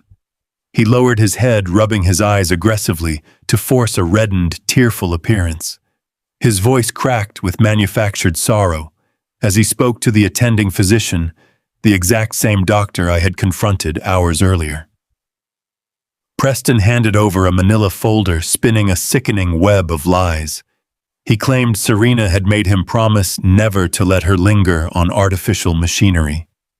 He spoke about how much it destroyed his soul to let her go, but he was simply honoring her final wishes. The absolute sheer audacity of this boy made the blood roar in my ears. He was using my daughter's beautiful life as a bargaining chip to pay off his gambling debts, and he was shedding fake tears while doing it. The local attorney stepped forward, tapping his watch with a blunt finger. He reminded the doctor that the medical proxy was legally binding and fully notarized. He pompously stated that the hospital would face severe immediate litigation if they ignored the lawful directives of the primary spouse. The doctor looked deeply uncomfortable, exchanging a helpless glance with the charge nurse. But the law was a rigid wall, and they were bound by its harsh dictates. With a heavy, reluctant sigh, the physician nodded and turned his body, taking a slow, heavy step toward room 4. Toward my Serena. That was our cue. I did not wait another fraction of a second. I stepped out of the shadowy alcove, my heavy work boots hitting the polished floor with a commanding, echoing thud. Wyatt matched my stride, his polished leather shoes clicking sharply right beside me. We moved down the hallway with the unified, unstoppable force of a rising tide. Preston heard the approaching footsteps and turned around, his fake grief slipping for a microsecond. When his arrogant eyes landed on my face, he let out a harsh, annoyed breath, clearly preparing to order security to remove the grieving, crazy father. But then his gaze shifted just a few inches to the right, landing squarely on the man walking shoulder to shoulder with me. The transformation was instantaneous and beautiful to witness. The color drained entirely out of Preston Harrington's face, leaving him looking like a terrified, chalk-white ghost. His jaw literally dropped. He had expected to brush aside a retired fire captain from Chicago. He never in a million years anticipated staring down the barrel of his own powerful older brother. Wyatt Preston stammered, his voice suddenly squeaking like a frightened child. "What on earth are you doing in Las Vegas?" Wyatt did not offer a brotherly greeting. He did not ask how Serena was doing. He operated with the cold, terrifying precision of a seasoned predator executing a kill. Without breaking his stride, Wyatt reached into his leather messenger bag and pulled out a thick, stapled stack of legal documents. He closed the remaining distance, stepping violently into Preston's personal space. With a sharp flick of his wrist, Wyatt slapped the heavy paperwork flat against Preston's chest, forcing the younger man to frantically grab the pages before they scattered across the floor. "That is a temporary emergency injunction," Wyatt declared, his voice echoing down the quiet corridor with absolute booming authority. "Signed and sealed by a federal judge. I woke up at 6 o'clock this morning. Your medical proxy is entirely null and void, Preston. It is completely useless." The sleazy local attorney sputtered, demanding to know on what legal grounds an injunction could override a verified spousal directive. Wyatt turned his lethal black eyes on the cheap lawyer, making the man physically shrink backward. "On the grounds of an active, ongoing criminal investigation," Wyatt stated, his words cutting through the air like sharp glass. "The husband's medical authority has been suspended indefinitely because he is currently the primary suspect in the attempted murder of the patient." The silence that fell over the intensive care unit was absolute. The attending doctor froze in his tracks.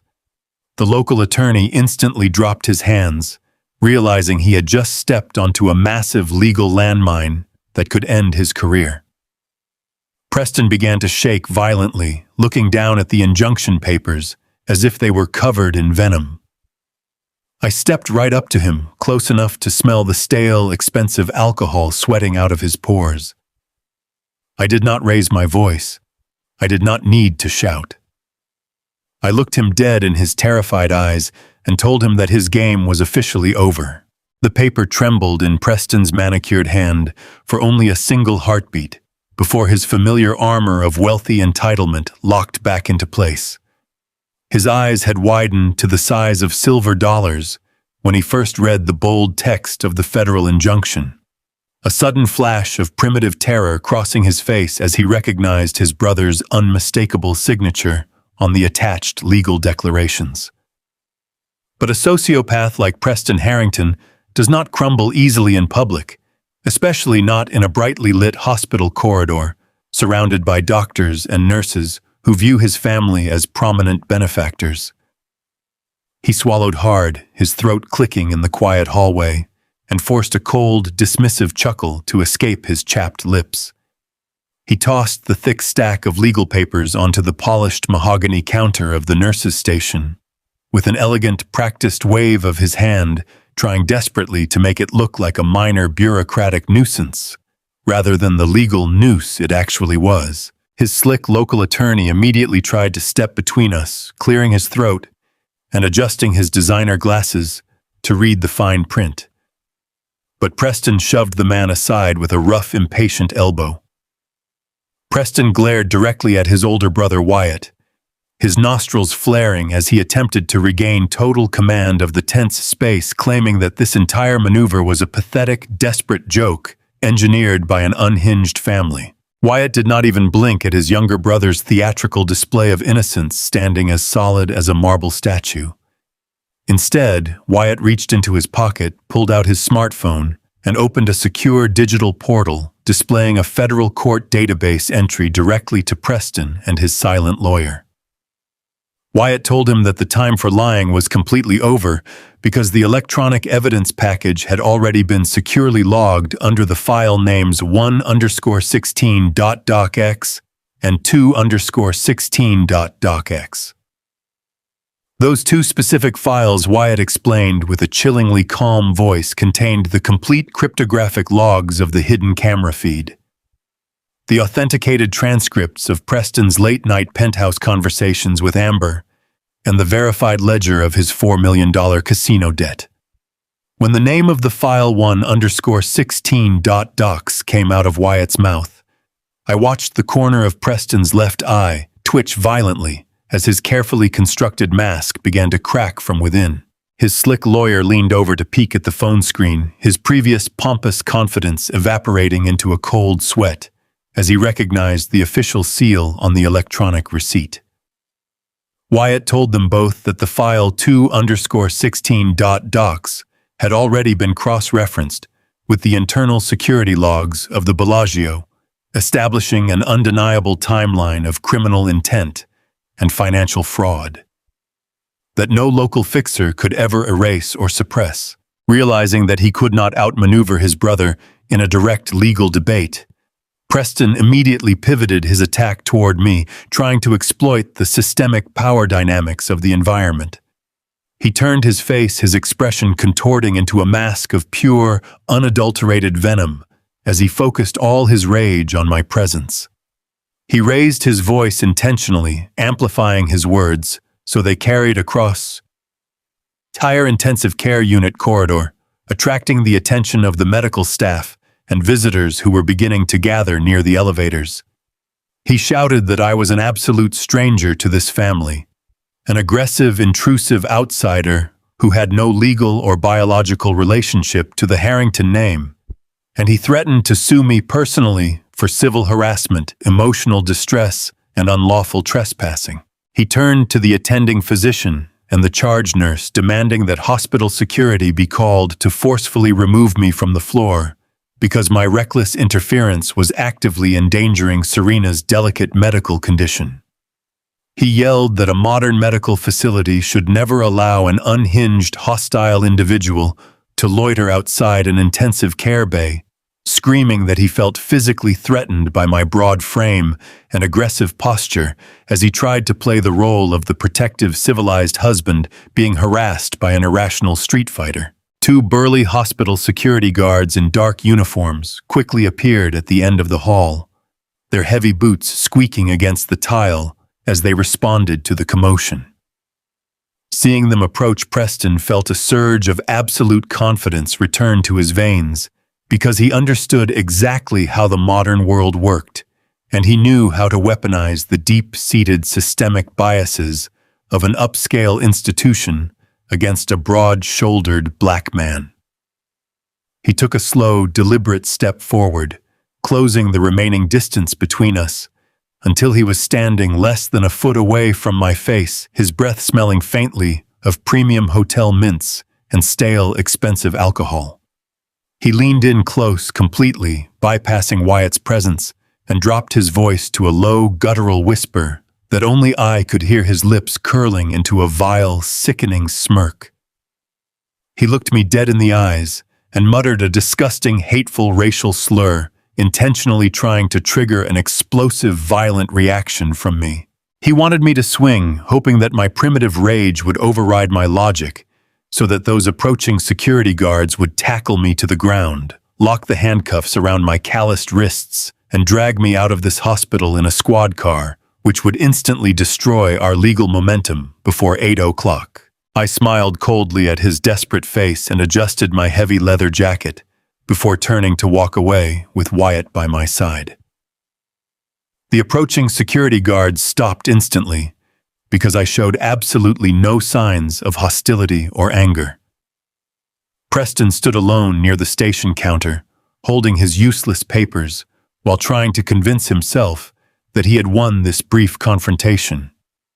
The arrogant boy truly believed his immense wealth would always shield him from the impending storm currently gathering on the horizon. But the foolish monster had absolutely no idea that this temporary battle was over while our massive war had only just begun. The morning sun was finally breaking over the Nevada desert, casting a harsh golden light across the Las Vegas skyline. The intensive care unit corridor was still buzzing from the absolute shock of Wyatt Harrington dropping that federal injunction right onto his brother's chest. Preston was completely cornered. His arrogant swagger had vanished, replaced by the frantic stuttering of a cornered rat. Wyatt did not give him a single second to breathe. He grabbed Preston by the arm and forcibly marched him toward the elevator, dragging him to an immediate emergency hearing at the county courthouse to battle over the medical proxy. That high-powered Los Angeles litigator was a terrifying force of nature, and right now his entire wrath was focused entirely on his cheating, murderous sibling. As the elevator doors slid shut, hiding Preston's terrified face, I knew my countdown had officially started.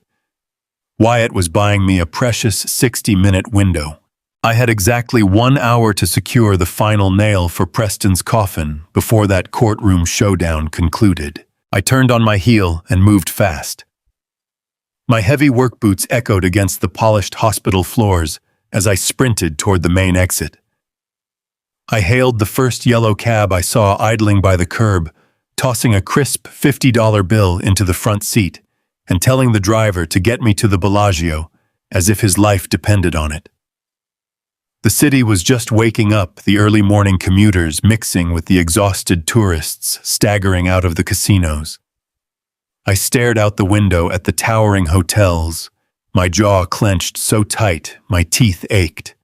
My beautiful Serena was lying in a hospital bed, attached to a breathing machine, fighting a chemical war inside her own body, all because she married a monster who valued a dollar sign more than his own family. I spent 30 years serving the city of Chicago as a fire captain. I pulled innocent people out of burning buildings breathing in toxic smoke just to give strangers a second chance at life. I was not about to let a cowardly, gambling-addicted boy steal my only daughter away from me. The cab lurched to a halt in front of the massive hotel fountains. I bypassed the crowded grand lobby and the ringing slot machines, moving with the quiet, deliberate purpose of a man on a sacred mission. I navigated the labyrinth of mirrored corridors until I found the discreet maintenance stairwell I had used the night before. Climbing 40 flights of concrete stairs at my age was a grueling, punishing task. My lungs burned and sweat poured down my forehead, soaking the collar of my shirt. But every time my legs wanted to quit, I pictured Serena's smiling face. I pictured the brilliant, successful young black woman she had become, and the fiery determination pushed me all the way to the top floor. I slipped out of the stairwell and moved silently down the plush carpeted hallway. I knew Amber had a standing morning appointment at the luxury spa, a little detail she had arrogantly bragged about on the hidden camera feed. The penthouse was empty. I reached the heavy double doors of the suite. Thanks to my decades of structural training and a few specialized tools I always carried in my pocket, bypassing the electronic lock took me less than 40 seconds. The heavy door clicked softly, and I stepped inside the opulent playground. The suite smelled of expensive cologne and stale champagne. I ignored the sprawling living room and the panoramic views marching straight into the master bedroom. I walked directly over to the custom mahogany closet paneling. My calloused hands slid the polished wood aside, revealing the flush digital electronic wall safe. This was the exact spot where Preston kept the darkest, most wicked pieces of his life. I closed my eyes for a fraction of a second, visualizing the video feed I had captured just a few hours prior. The numbers were burned permanently into my memory. 9, 4, 1, 7, 2, 2. I punched the digits into the keypad with slow, deliberate precision. The small light on the panel flashed from red to a bright, affirming green. The heavy steel bolts retracted with a solid mechanical thunk, and the heavy metal door swung open. The interior of the safe was packed with the spoils of a corrupt life. Thick stacks of $100 bills were neatly arranged next to expensive velvet jewelry boxes. But I was not interested in his stolen wealth. I dug past the bundles of cash, my fingers searching the cold metal bottom of the compartment. My hand brushed against a thick, heavy manila envelope tucked all the way in the back. I pulled it out and flipped the flap open. Inside was a stack of legal contracts printed on thick, bonded paper. I scanned the top pages, and the sheer audacity of his betrayal made my stomach violently churn. They were forged corporate transfer documents. Preston had meticulously falsified Serena's signature, illegally transferring the controlling 70% ownership of her groundbreaking artificial intelligence startup directly over to a dummy shell corporation. I looked closer at the corporate filing details and saw the listed executive director. It was Amber. They had completely conspired to steal my daughter's life work, drain her company dry, and run off together with the massive venture capital investment. But the paperwork was not the most damning thing inside that steel box. Sitting right next to where the envelope had been was a small black padded case. I reached in and pulled it out. My hands were perfectly steady as I popped the velvet lid open. Resting inside was a small, unmarked glass vial fitted with a rubber stopper.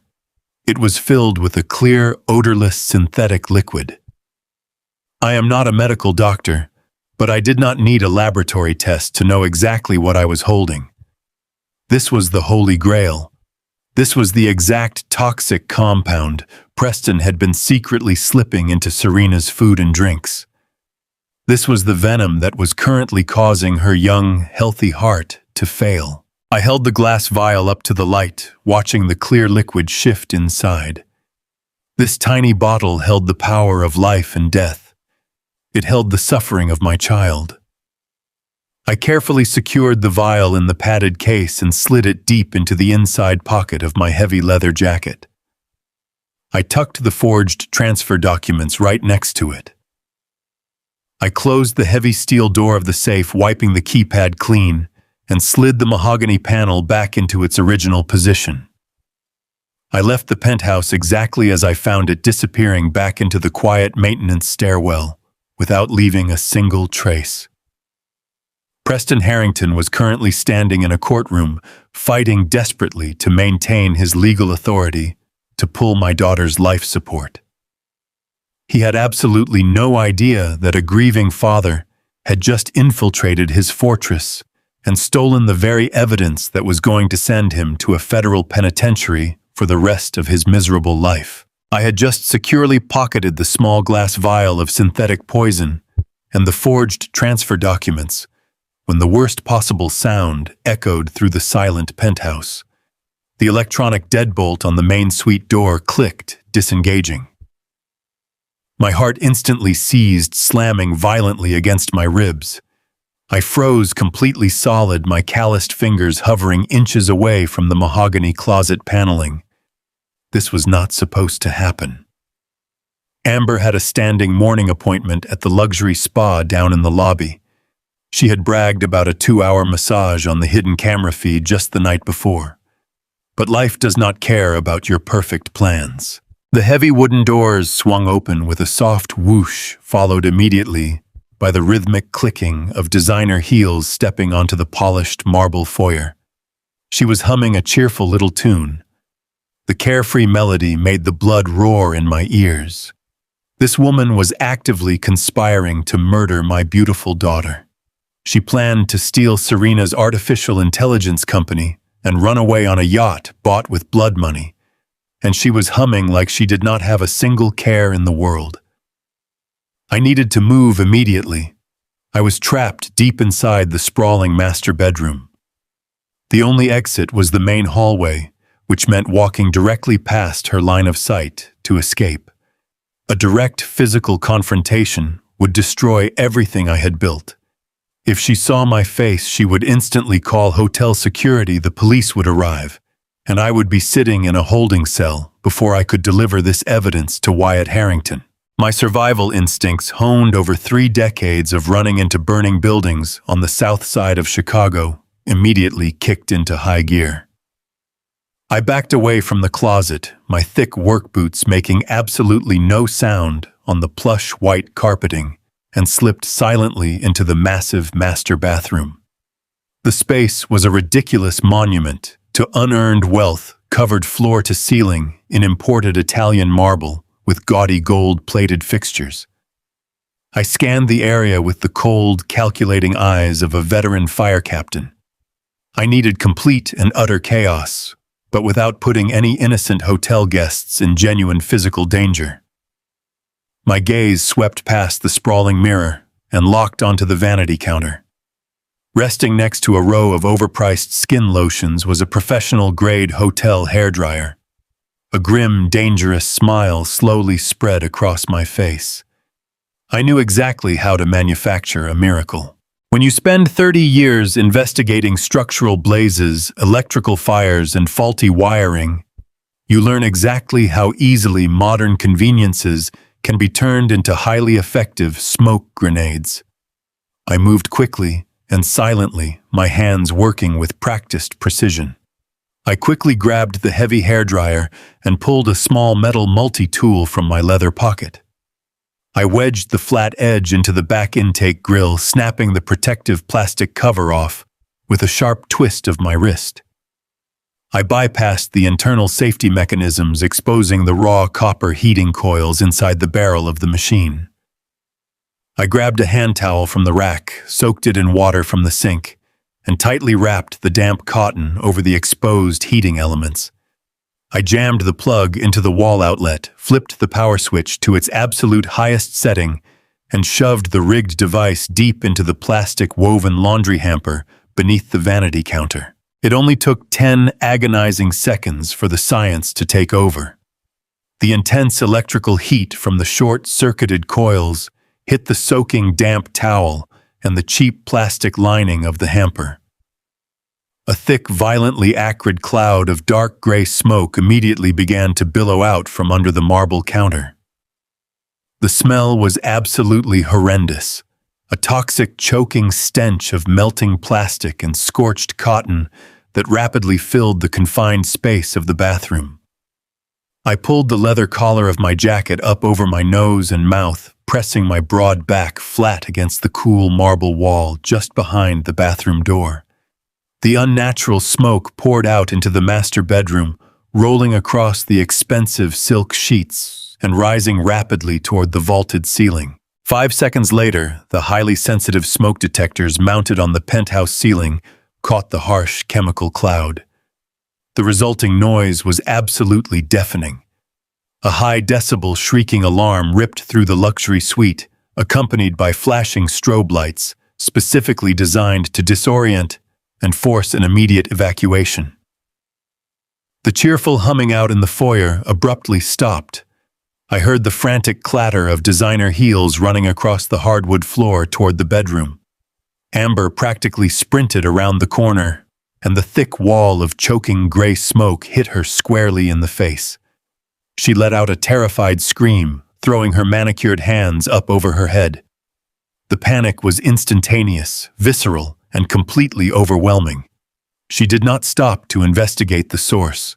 She did not try to save her designer wardrobe or her stolen diamond jewelry.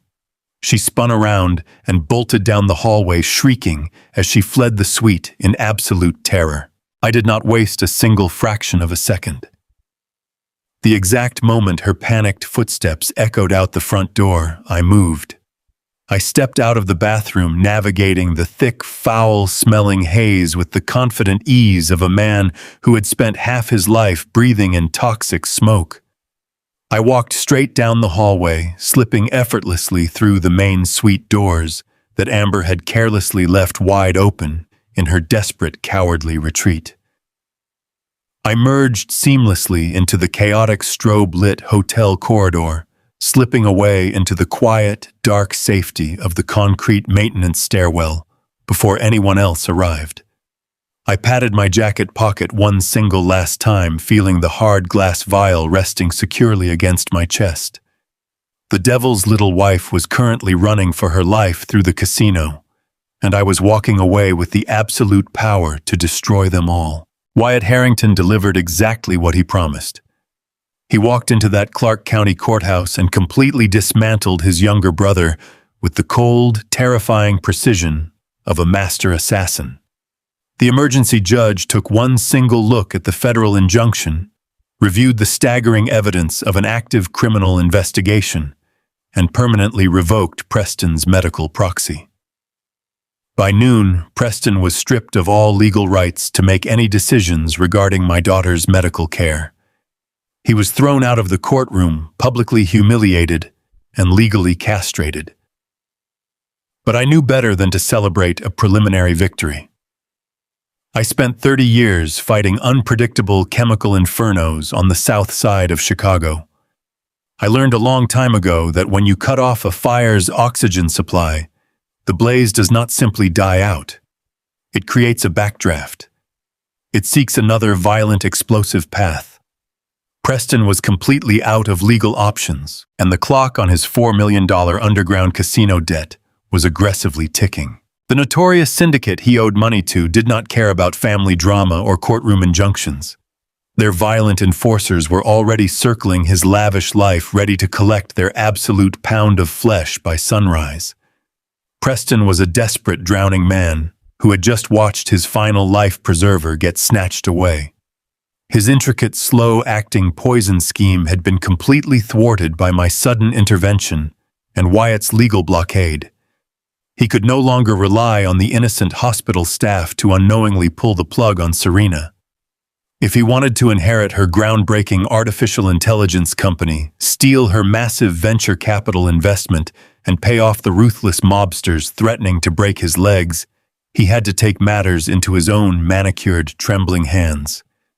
He needed her heart to stop tonight. No more proxies. No more subtle, toxic drops in her morning coffee. He needed a swift, undeniable, and seemingly natural conclusion to his wicked problem.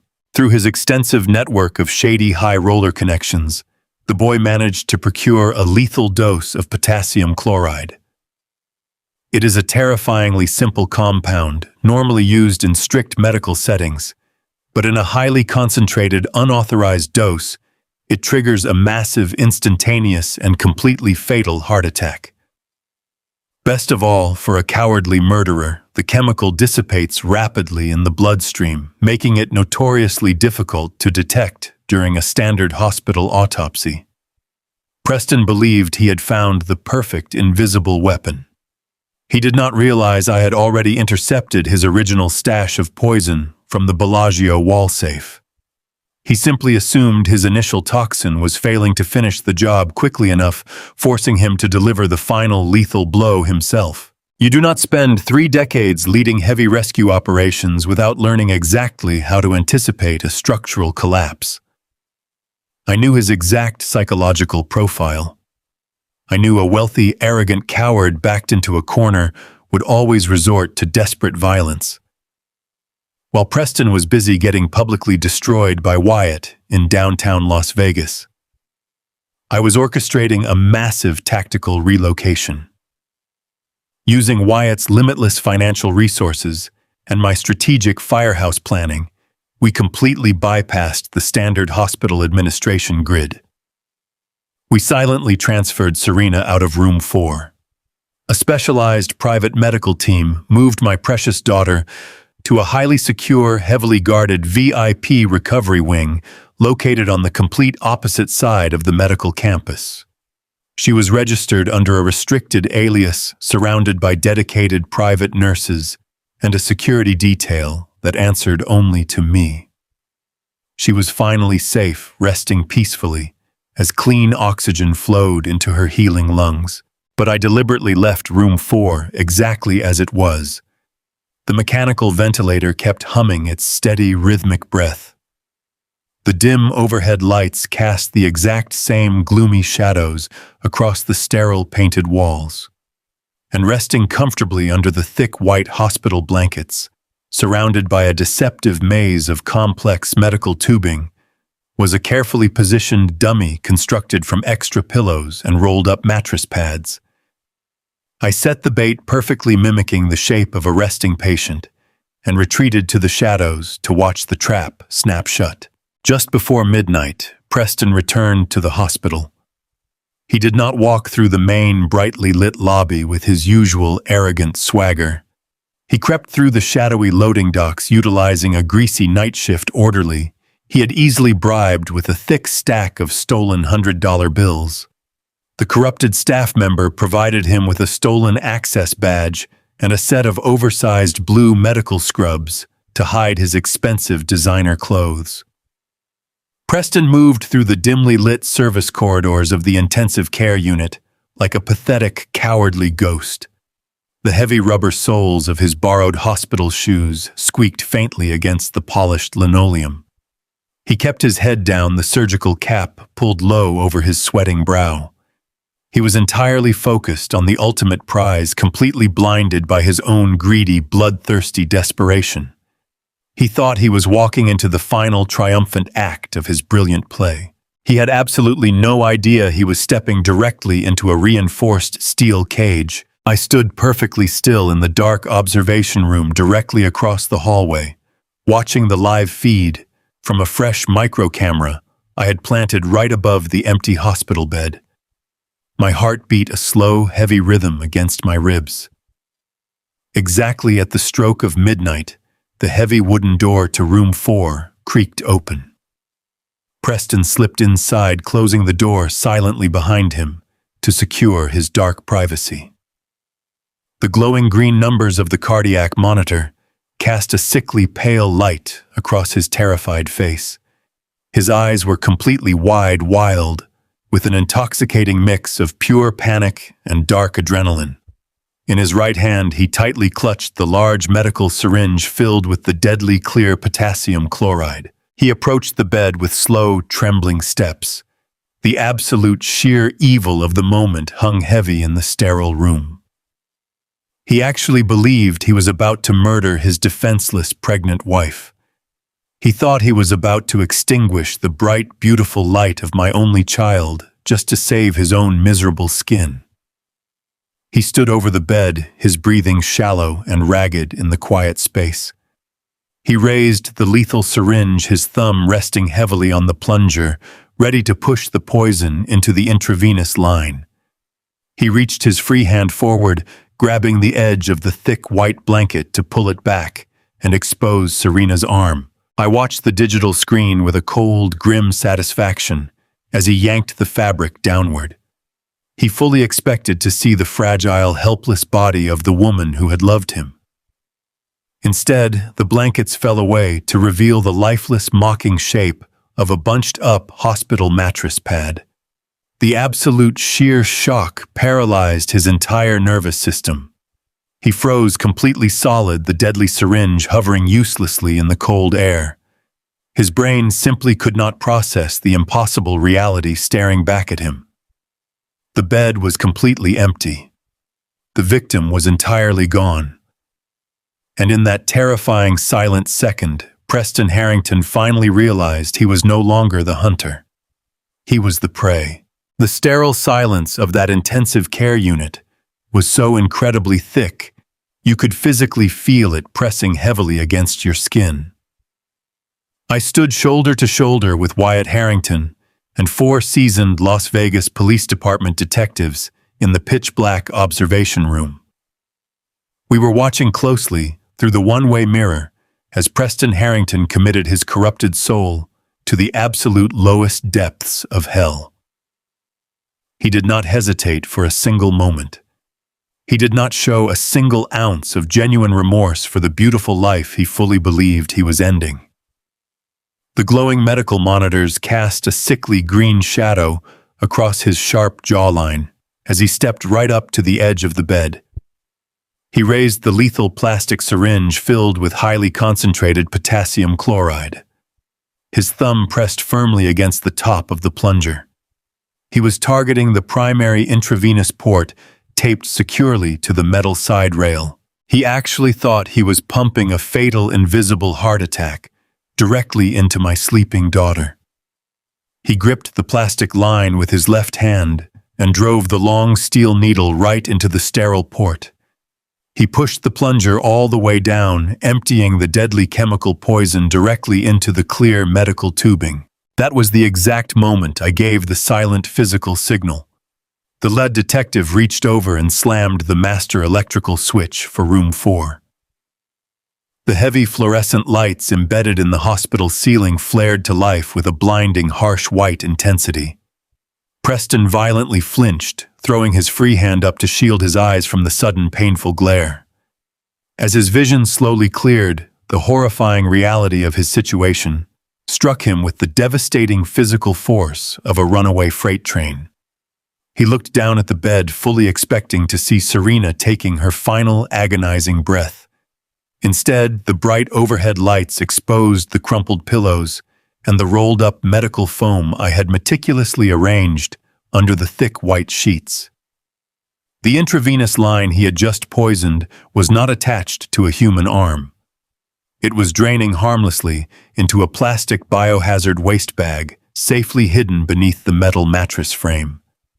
He stared blankly at the dummy setup, his arrogant brain completely short-circuiting as the impossible truth began to slowly register. He had just proudly executed a pile of hospital laundry. We did not give him a chance to run or formulate a new lie. Wyatt pushed the heavy adjoining door open, and we poured into the hospital room like a tidal wave of righteous fury. 4 armed detectives instantly fanned out across the space, cutting off every possible avenue of escape. Their heavy tactical boots pounded against the linoleum floor. Hands rested firmly on their holstered weapons, ready for any sudden, desperate movements. The absolute terror that washed over Preston was a truly beautiful thing to witness. The arrogant, untouchable golden boy of the Harrington dynasty completely evaporated into thin air. He was instantly reduced to a pathetic, trembling shell of a man. The lethal syringe slipped right from his manicured fingers, bouncing off the polished floor and rolling away under the metal bed frame. He took one clumsy step backward, hitting the back wall with a loud, hollow thud.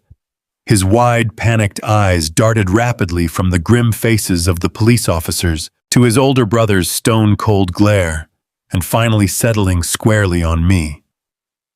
I saw the exact second his toxic mind processed the massive magnitude of his destruction. He finally knew I had beaten him at his own wicked game. Wyatt stepped forward, his perfectly tailored suit cutting a sharp, dark silhouette against the bright medical lights. He looked at his younger brother with a level of absolute disgust so profound it practically chilled the air inside the room. Wyatt did not shout. He did not need to raise his commanding voice. He simply informed Preston that the entire room was fully wired with hidden audio and visual recording devices. He calmly stated that the police already possessed a certified copy of the underground casino promissory notes, the hidden camera footage of his brutal confession with Amber, the forged corporate transfer documents, and now crystal-clear, high-definition video evidence of premeditated attempted murder. The detectives moved in with practiced tactical efficiency. One large officer grabbed Preston roughly by the shoulder, spinning him around and slamming him forcefully against the very wall he was trying to hide against. The sharp, metallic click of heavy steel handcuffs ratcheting tightly around Preston's wrists was the absolute sweetest symphony I had ever heard in my entire life. The arresting officer read him his Miranda rights in a flat, uncompromising tone, permanently sealing his fate with every single spoken syllable. Preston completely shattered under the pressure. The immense crushing weight of his impending doom destroyed whatever tiny shred of dignity he had left. His legs simply gave out beneath him, and he collapsed heavily onto his knees right there on the cold hospital floor. He started sobbing wildly, the pathetic tears streaming rapidly down his pale cheeks. He begged Wyatt for mercy, pleading with his older brother to protect him, crying out that he was desperate and terrified of the violent men from the underground casino syndicate. Wyatt just stared down at him with absolute dead, unforgiving eyes, slowly turning his back on the monster, without saying another word to him. Then Preston turned his pathetic, tear-soaked face toward me. He pleaded loudly for forgiveness, swearing he never actually wanted to hurt Serena, spewing toxic, cowardly lies in a desperate bid to save his own skin. I walked slowly across the room, my heavy work boots stopping just inches from his kneeling frame. I looked down at his trembling, ruined face. I felt the comforting, solid warmth of 30 years of firefighting steel my spine. I leaned down, lowering my voice to a gritty, undeniable rumble. "You messed with a fireman's daughter's son. You're going to burn." The heavy steel doors of the intensive care unit swung open, with a resounding thud that echoed down the long, sterile corridor. The high-stakes game of deception was entirely over. Preston Harrington was no longer the slick, untouchable venture capitalist who thought he could buy and manipulate the entire world. He was suddenly just another pathetic criminal being dragged out into the harsh, unforgiving fluorescent light of accountability. 4 veteran Las Vegas detectives hauled him up from his trembling knees. They did not handle him with the gentle, polite deference he was so accustomed to receiving from the wealthy elite. They gripped his expensive designer suit jacket with rough, uncompromising hands, forcing his arms sharply behind his back. The distinct metallic clicking of the double-locked steel handcuffs slicing into his manicured wrists was a beautiful, righteous melody to my exhausted ears. I watched his expensive Italian leather shoes drag against the polished linoleum floor, as his legs simply refused to support his own body weight. The lead detective was a broad-shouldered man with a voice like crushed gravel. He read the official criminal charges right into Preston's sweating, pale face. Attempted murder in the first degree, aggravated assault, criminal conspiracy to commit corporate fraud. Every single spoken word struck the cowardly boy like a heavy physical blow. Preston tried desperately to stammer out a defense. He tried to claim he needed his personal lawyer, rapidly invoking his powerful family name and his massive trust fund. But his hollow, desperate pleas fell on completely deaf ears. The nurses and doctors who had witnessed his fake crocodile tears just a few short hours earlier now lined the hallway, staring at him with absolute, unadulterated disgust. I followed closely behind the squad of detectives, making absolutely sure my steady, unblinking gaze was the very last thing this wicked monster saw before they shoved him into the back of a black and white patrol cruiser. I stood out on the cold concrete of the ambulance bay, breathing in the crisp desert morning air. One half of the toxic equation had finally been neutralized. But true absolute justice demanded a completely clean sweep.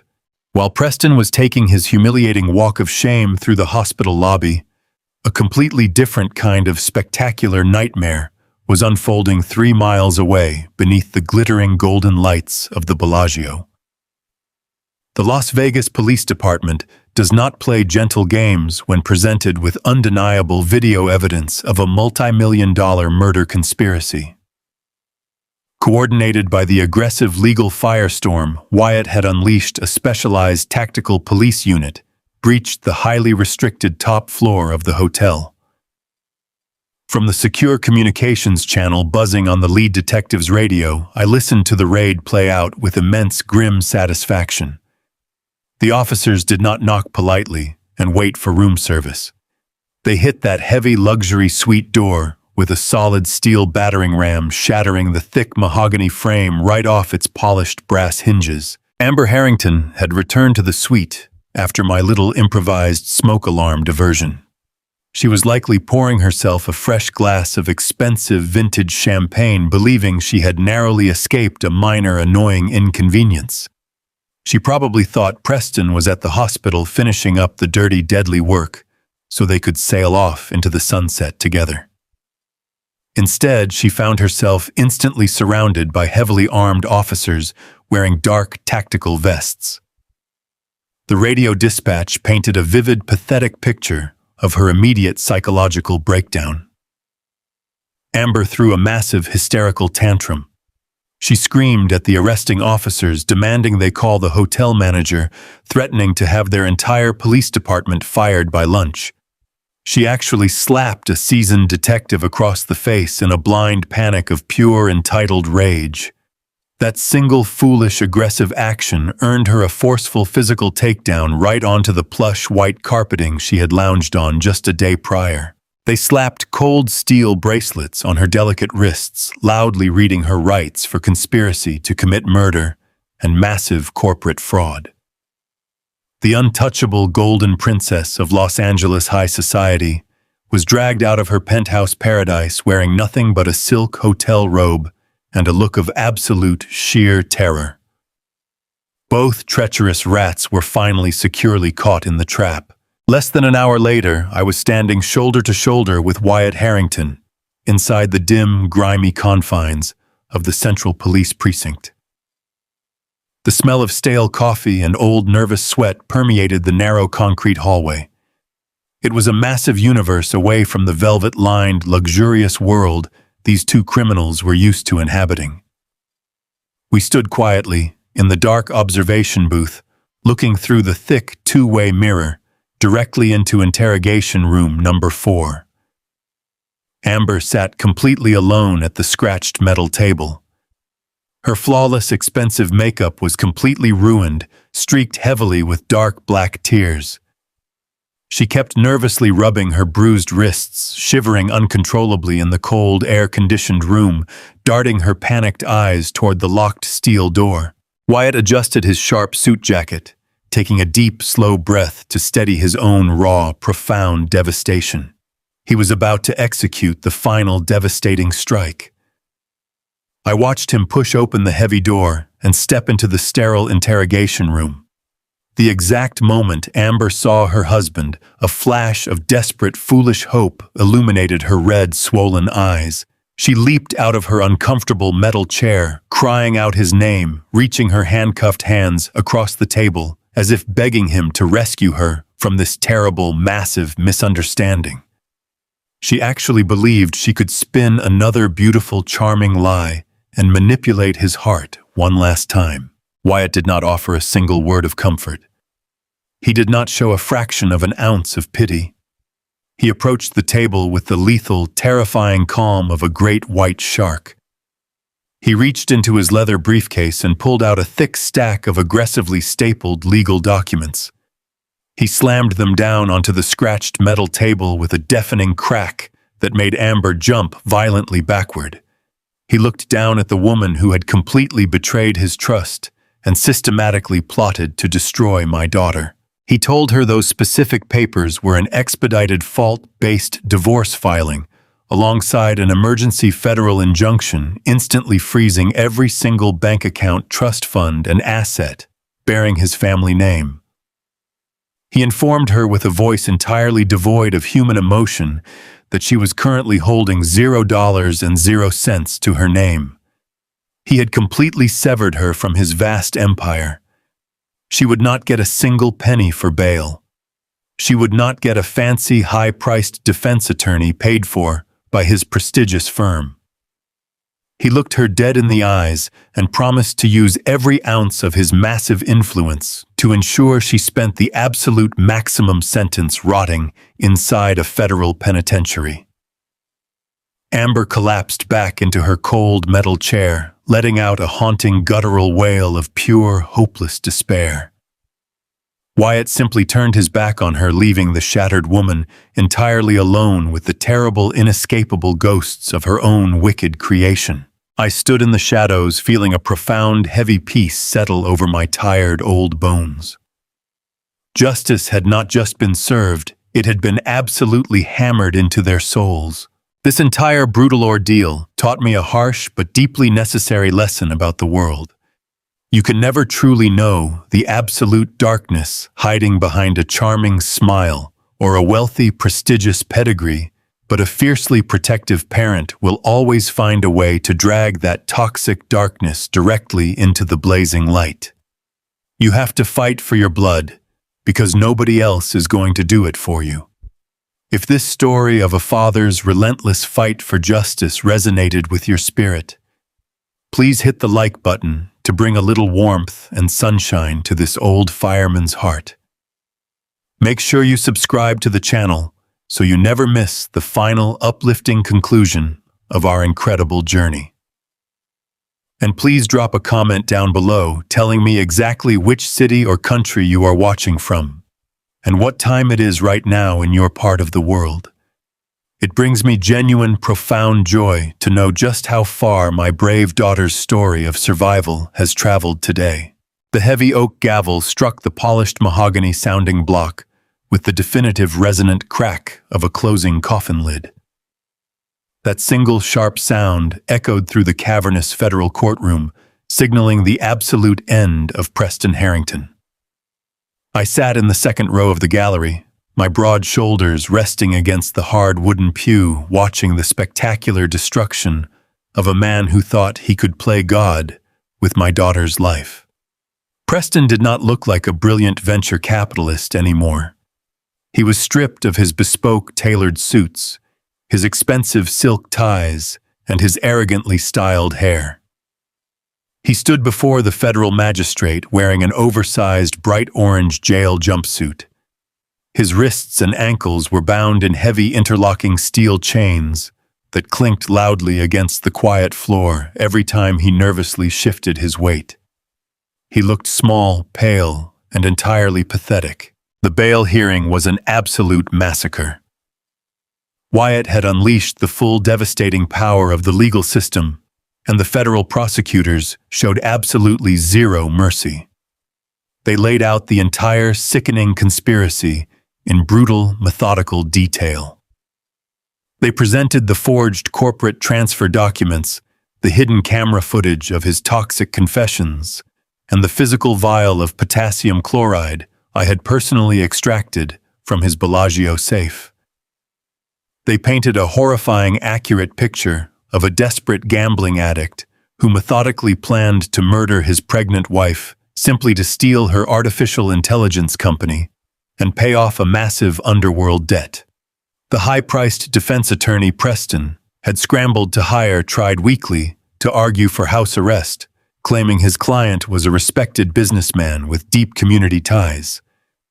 The judge, a stern woman with cold, uncompromising eyes, practically laughed off the ridiculous suggestion. She slammed her gavel down and declared Preston an extreme flight risk and an active lethal danger to the community.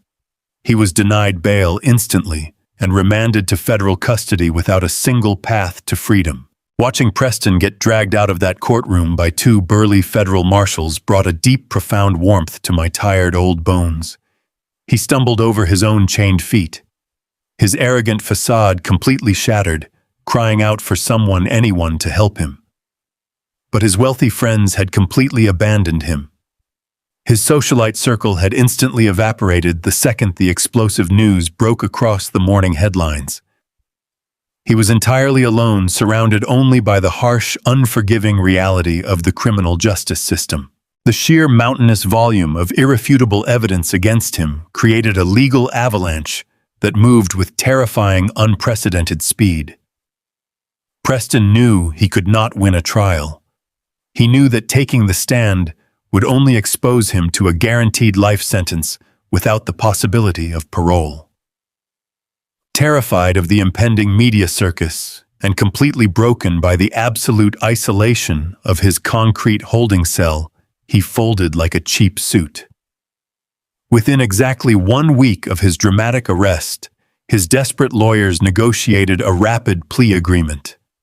He stood before the judge a final time, his voice barely a terrified whisper, as he pleaded guilty to attempted murder in the first degree and massive criminal conspiracy. The judge did not mince her words. She stared down from her elevated bench and told him he was a cowardly monster who had betrayed the most sacred human trust for pure greedy vanity. She sentenced him to 25 consecutive years in a maximum security federal penitentiary. 25 years. A quarter of a century locked inside a tiny metal box, stripped of his name, his wealth, and his freedom. But the harsh federal sentence was only 1/2 of the ultimate price Preston had to pay. Because while the government was busy locking away his physical body, the invisible, dangerous forces he had foolishly crossed were busy dismantling everything he had left behind in the outside world. A $4 million underground casino debt is not a sum that ruthless men simply forgive and forget. The dangerous syndicate operating in the shadows of Las Vegas realized immediately that their golden goose was permanently caged.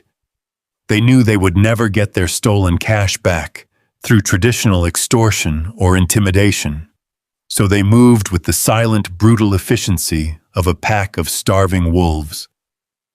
In the dead of night, long before the federal asset forfeiture teams could properly catalog Preston's hidden wealth, the mob quietly and systematically seized his entire shadow empire. The imported Italian sports cars he had secretly purchased and stored in secure off-the-books garages simply vanished without a trace.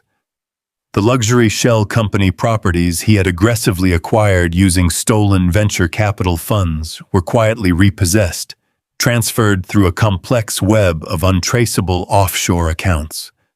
The syndicate stripped him completely bare, taking every last dime of illicit wealth he had hidden away for his glorious escape. By the time he officially entered the federal prison system, Preston Harrington was functionally destitute. He had absolutely nothing to his name except a standard-issue prison uniform and a plastic tray for his terrible cafeteria meals. I spent 30 years fighting unpredictable chemical infernos as a fire captain on the south side of Chicago. I have seen the devastating absolute ruin that fire can leave behind, turning beautiful, strong structures into nothing but worthless gray ash. Preston tried to burn my daughter's life to the ground. He tried to extinguish her brilliant, beautiful flame just to warm his own greedy hands. But the universe has a funny way of balancing the scales of justice. He thought he was untouchable, shielded by his arrogance and his stolen money. Now he has lost everything. He lost his freedom. He lost his wealth. He lost the very life he was willing to kill for. Justice was served cold, hard, and absolute. My Serena is safe, breathing clean, free air, while her tormentor rots in the dark. It just goes to show you that no matter how clever the devil thinks he is, the truth will always hunt him down. If this journey of fighting back and protecting family touched your heart today, please hit that like button to bring some joy to this old fireman's soul. Subscribe to the channel so you do not miss my final thoughts, and tell me down in the comments exactly what city and what time you are watching this from. Stay safe out there, and always protect the ones you love. The heavy, suffocating scent of medical bleach and crisp, sterile linen had been my only steady companion for 72 agonizing hours. I sat rigidly in that quiet, isolated private recovery room located deep within the secure VIP wing of the hospital, staring relentlessly at the steady, rhythmic rise and fall of my daughter's chest. Once the federal authorities had the glass vial of synthetic poison in their secure possession, the brilliant toxicologists at the Las Vegas Medical Center knew exactly how to fight the invisible enemy. They flushed her system with a specialized aggressive intravenous regimen, systematically hunting down every trace of that coward's venom. I did not leave that comfortable vinyl chair for 3 days and 3 long nights. I drank bitter black coffee from tiny paper cups and prayed to the good Lord above, asking him to spare my only child. I had pulled countless terrified victims from burning buildings during my 30 years with the Chicago Fire Department, but sitting there waiting for Serena to open her eyes was the hardest rescue mission I had ever faced. Then, on the silent dawn of the 4th day, the absolute miracle I had been begging for finally arrived. The gentle morning sunlight was just starting to peek through the heavy vertical blinds, casting a soft, warm, golden glow across the quiet medical suite. I heard a soft, fluttering sigh escape her lips. My head snapped up instantly. Serena's beautiful dark eyes, the exact same expressive eyes as her late mother, slowly fluttered open. She blinked several times against the bright overhead light, her confused gaze wandering around the unfamiliar secure room before finally landing squarely on my tired, weathered face. For a long, terrifying second, neither of us dared to breathe. 3 heavy years of bitter silence, manipulated anger, and toxic misunderstandings hung incredibly thick in the air between us. But the exact moment she realized I was sitting there, keeping watch over her like a loyal guardian, the invisible wall Preston had built completely shattered. Serena let out a fragile, broken sob. I leaned over the metal bed rail, wrapping my large, calloused hands gently around her trembling shoulders. We held each other tightly as the emotional floodgates finally opened, washing away all the wicked lies and the manufactured distance. She wept heavily into my chest, apologizing repeatedly for pushing me away, telling me how deeply lost and confused she had been under her husband's constant psychological control. I hushed her tears, kissing the top of her head and told her that a father's protective love does not carry a statute of limitations. The lad physician stepped into the room an hour later with the greatest news a man could ever hear. The specialized blood tests were completely clear. The toxic compounds were entirely gone. Best of all, the detailed sonograms confirmed that my unborn grandchild was perfectly healthy, completely unaffected by the terrible ordeal. The wicked storm was finally over. 2 weeks later, I packed our bags and brought my daughter back home to the south side of Chicago. I was not about to let her spend another minute in that soulless, glittering desert city. We returned to the sturdy brick house where she took her very first steps, surrounded by the warm, familiar embrace of our tight-knit neighborhood. The local community rallied around us instantly, bringing over baked casseroles, fresh groceries, and the kind of unconditional support you simply cannot buy with massive venture capital money. Serena thrived in the comforting, grounded environment. The dark, sunken circles under her eyes vanished completely, replaced by a radiant, healthy maternal glow. Her brilliant mind freed from the heavy, suffocating fog of Preston's chemical sabotage, sparked back to life with a fierce and glorious intensity. She certainly did not hide from the world. My daughter is a brilliant fighter born from a long, proud line of resilient survivors. Within a month of our return, Serena legally seized absolute total control of her groundbreaking artificial intelligence startup. Using the irrefutable documentary evidence Wyatt had gathered, she completely purged the company of Preston's treacherous cronies and dummy corporations. She installed a fresh, loyal board of directors and took the reins as the sole, undisputed chief executive officer. Watching her conduct massive international video conferences right from my old mahogany dining table, her pregnant belly proudly showing, filled my chest with an indescribable measure of pride. She took the ugly ashes of her shattered marriage and used them to forge an absolute empire. Our family bond grew stronger and more unbreakable than ever before. We spent our quiet evenings cooking her mother's classic recipes, laughing over old photograph albums, and preparing the spare bedroom for the new arrival. When my grandson was finally born, a strong vocal boy with a fierce grip and bright inquisitive eyes, the circle of our lives felt completely whole again. I held that tiny, beautiful baby in my rough hands, looking down at his innocent face, and I silently thanked God for giving me the strength to fight the darkness. I had lost my beloved wife to an unfair illness, but I firmly refused to lose my daughter to the greedy schemes of a cowardly monster. I spent my adult life learning how to navigate the destructive nature of fire. I know firsthand that a blazing inferno can consume everything you hold dear in a matter of minutes, leaving behind nothing but charred wood and bitter memories.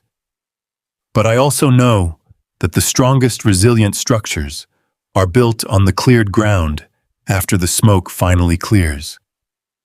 Never let a smooth-talking outsider make you doubt the solid foundation of a parent's love. If this true story of a father's relentless determination touched your spirit today, please hit that like button. Subscribe to the channel so you do not miss any powerful life lessons. Please drop a comment down below telling me exactly which city you are watching from and the local time right now. Listen to me carefully. I want you to hear the absolute truth from a man who has walked through the darkest shadows and come out on the other side. When you look at the world today, it is so incredibly easy to get blinded by the shiny things. We see the custom-tailored suits, the imported Italian sports cars, and the million-dollar penthouses up in the sky, and we foolishly think that those material things equal safety. We think that kind of massive wealth automatically brings character and class and dignity. But I am here to tell you that all the gold in Las Vegas and all the venture capital money in California can never ever hide a rotten soul.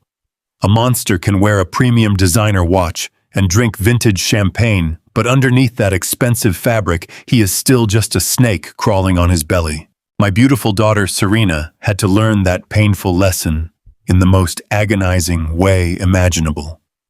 She was a brilliant, successful young black woman who built an incredible artificial intelligence company entirely from the ground up. She had the entire world in the palm of her hand, but she traded the solid, grounded foundation of her loving family for the sweet, empty words of a charming liar. Predators like Preston Harrington do not show up wearing a bright red warning sign. They show up offering you the moon and the stars. They methodically isolate you from the people who truly love you. They create an invisible distance. They manufacture silly arguments and toxic misunderstandings until you eventually stop calling your own father. And once they have you all alone, completely cut off from your support system, they start slowly draining the life right out of your veins. Never trade the blood that raised you for the illusion of a high society fairy tale. The people who sat by your bed when you were sick as a child, the people who sacrificed their own personal dreams so you could go to college, those are the only people who will stand between you and the devil. A parent's love is the ultimate absolute shield in this wicked world.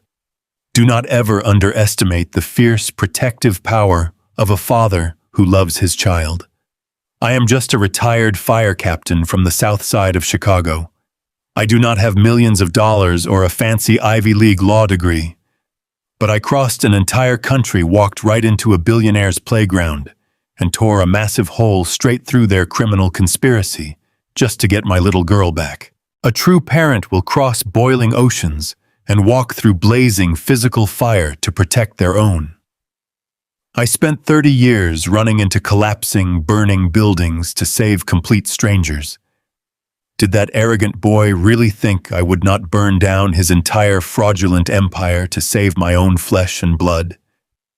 The universe will always demand a brutal reckoning for those who prey on the innocent. Look at where we are now. Preston Harrington thought he was an untouchable mastermind. Today, he is nothing but a numbered inmate in a federal penitentiary, completely stripped of his freedom, while the ruthless underworld syndicate he tried to cheat has swallowed up every single dime of his hidden luxury wealth. He arrogantly gambled with my daughter's life, and he lost absolutely everything. Meanwhile, my Serena is alive and breathing free, clean air. She is back home in Chicago, surrounded by the genuine, unconditional love of a real community, holding a perfectly healthy, beautiful baby boy in her arms. She took her company back. She took her power back. She took her entire life back from the terrible jaws of death. That is what happens when you strip away the toxic lies and stand firmly in the light of the truth. You rebuild. You heal. You rise from the gray ashes stronger and more magnificent than you ever were before. I am sharing this deeply personal, painful journey with you because I know there is someone out there listening right now who desperately needs to hear it. Maybe you have a child who has drifted away from you, isolated by someone you know in your gut is completely wrong for them.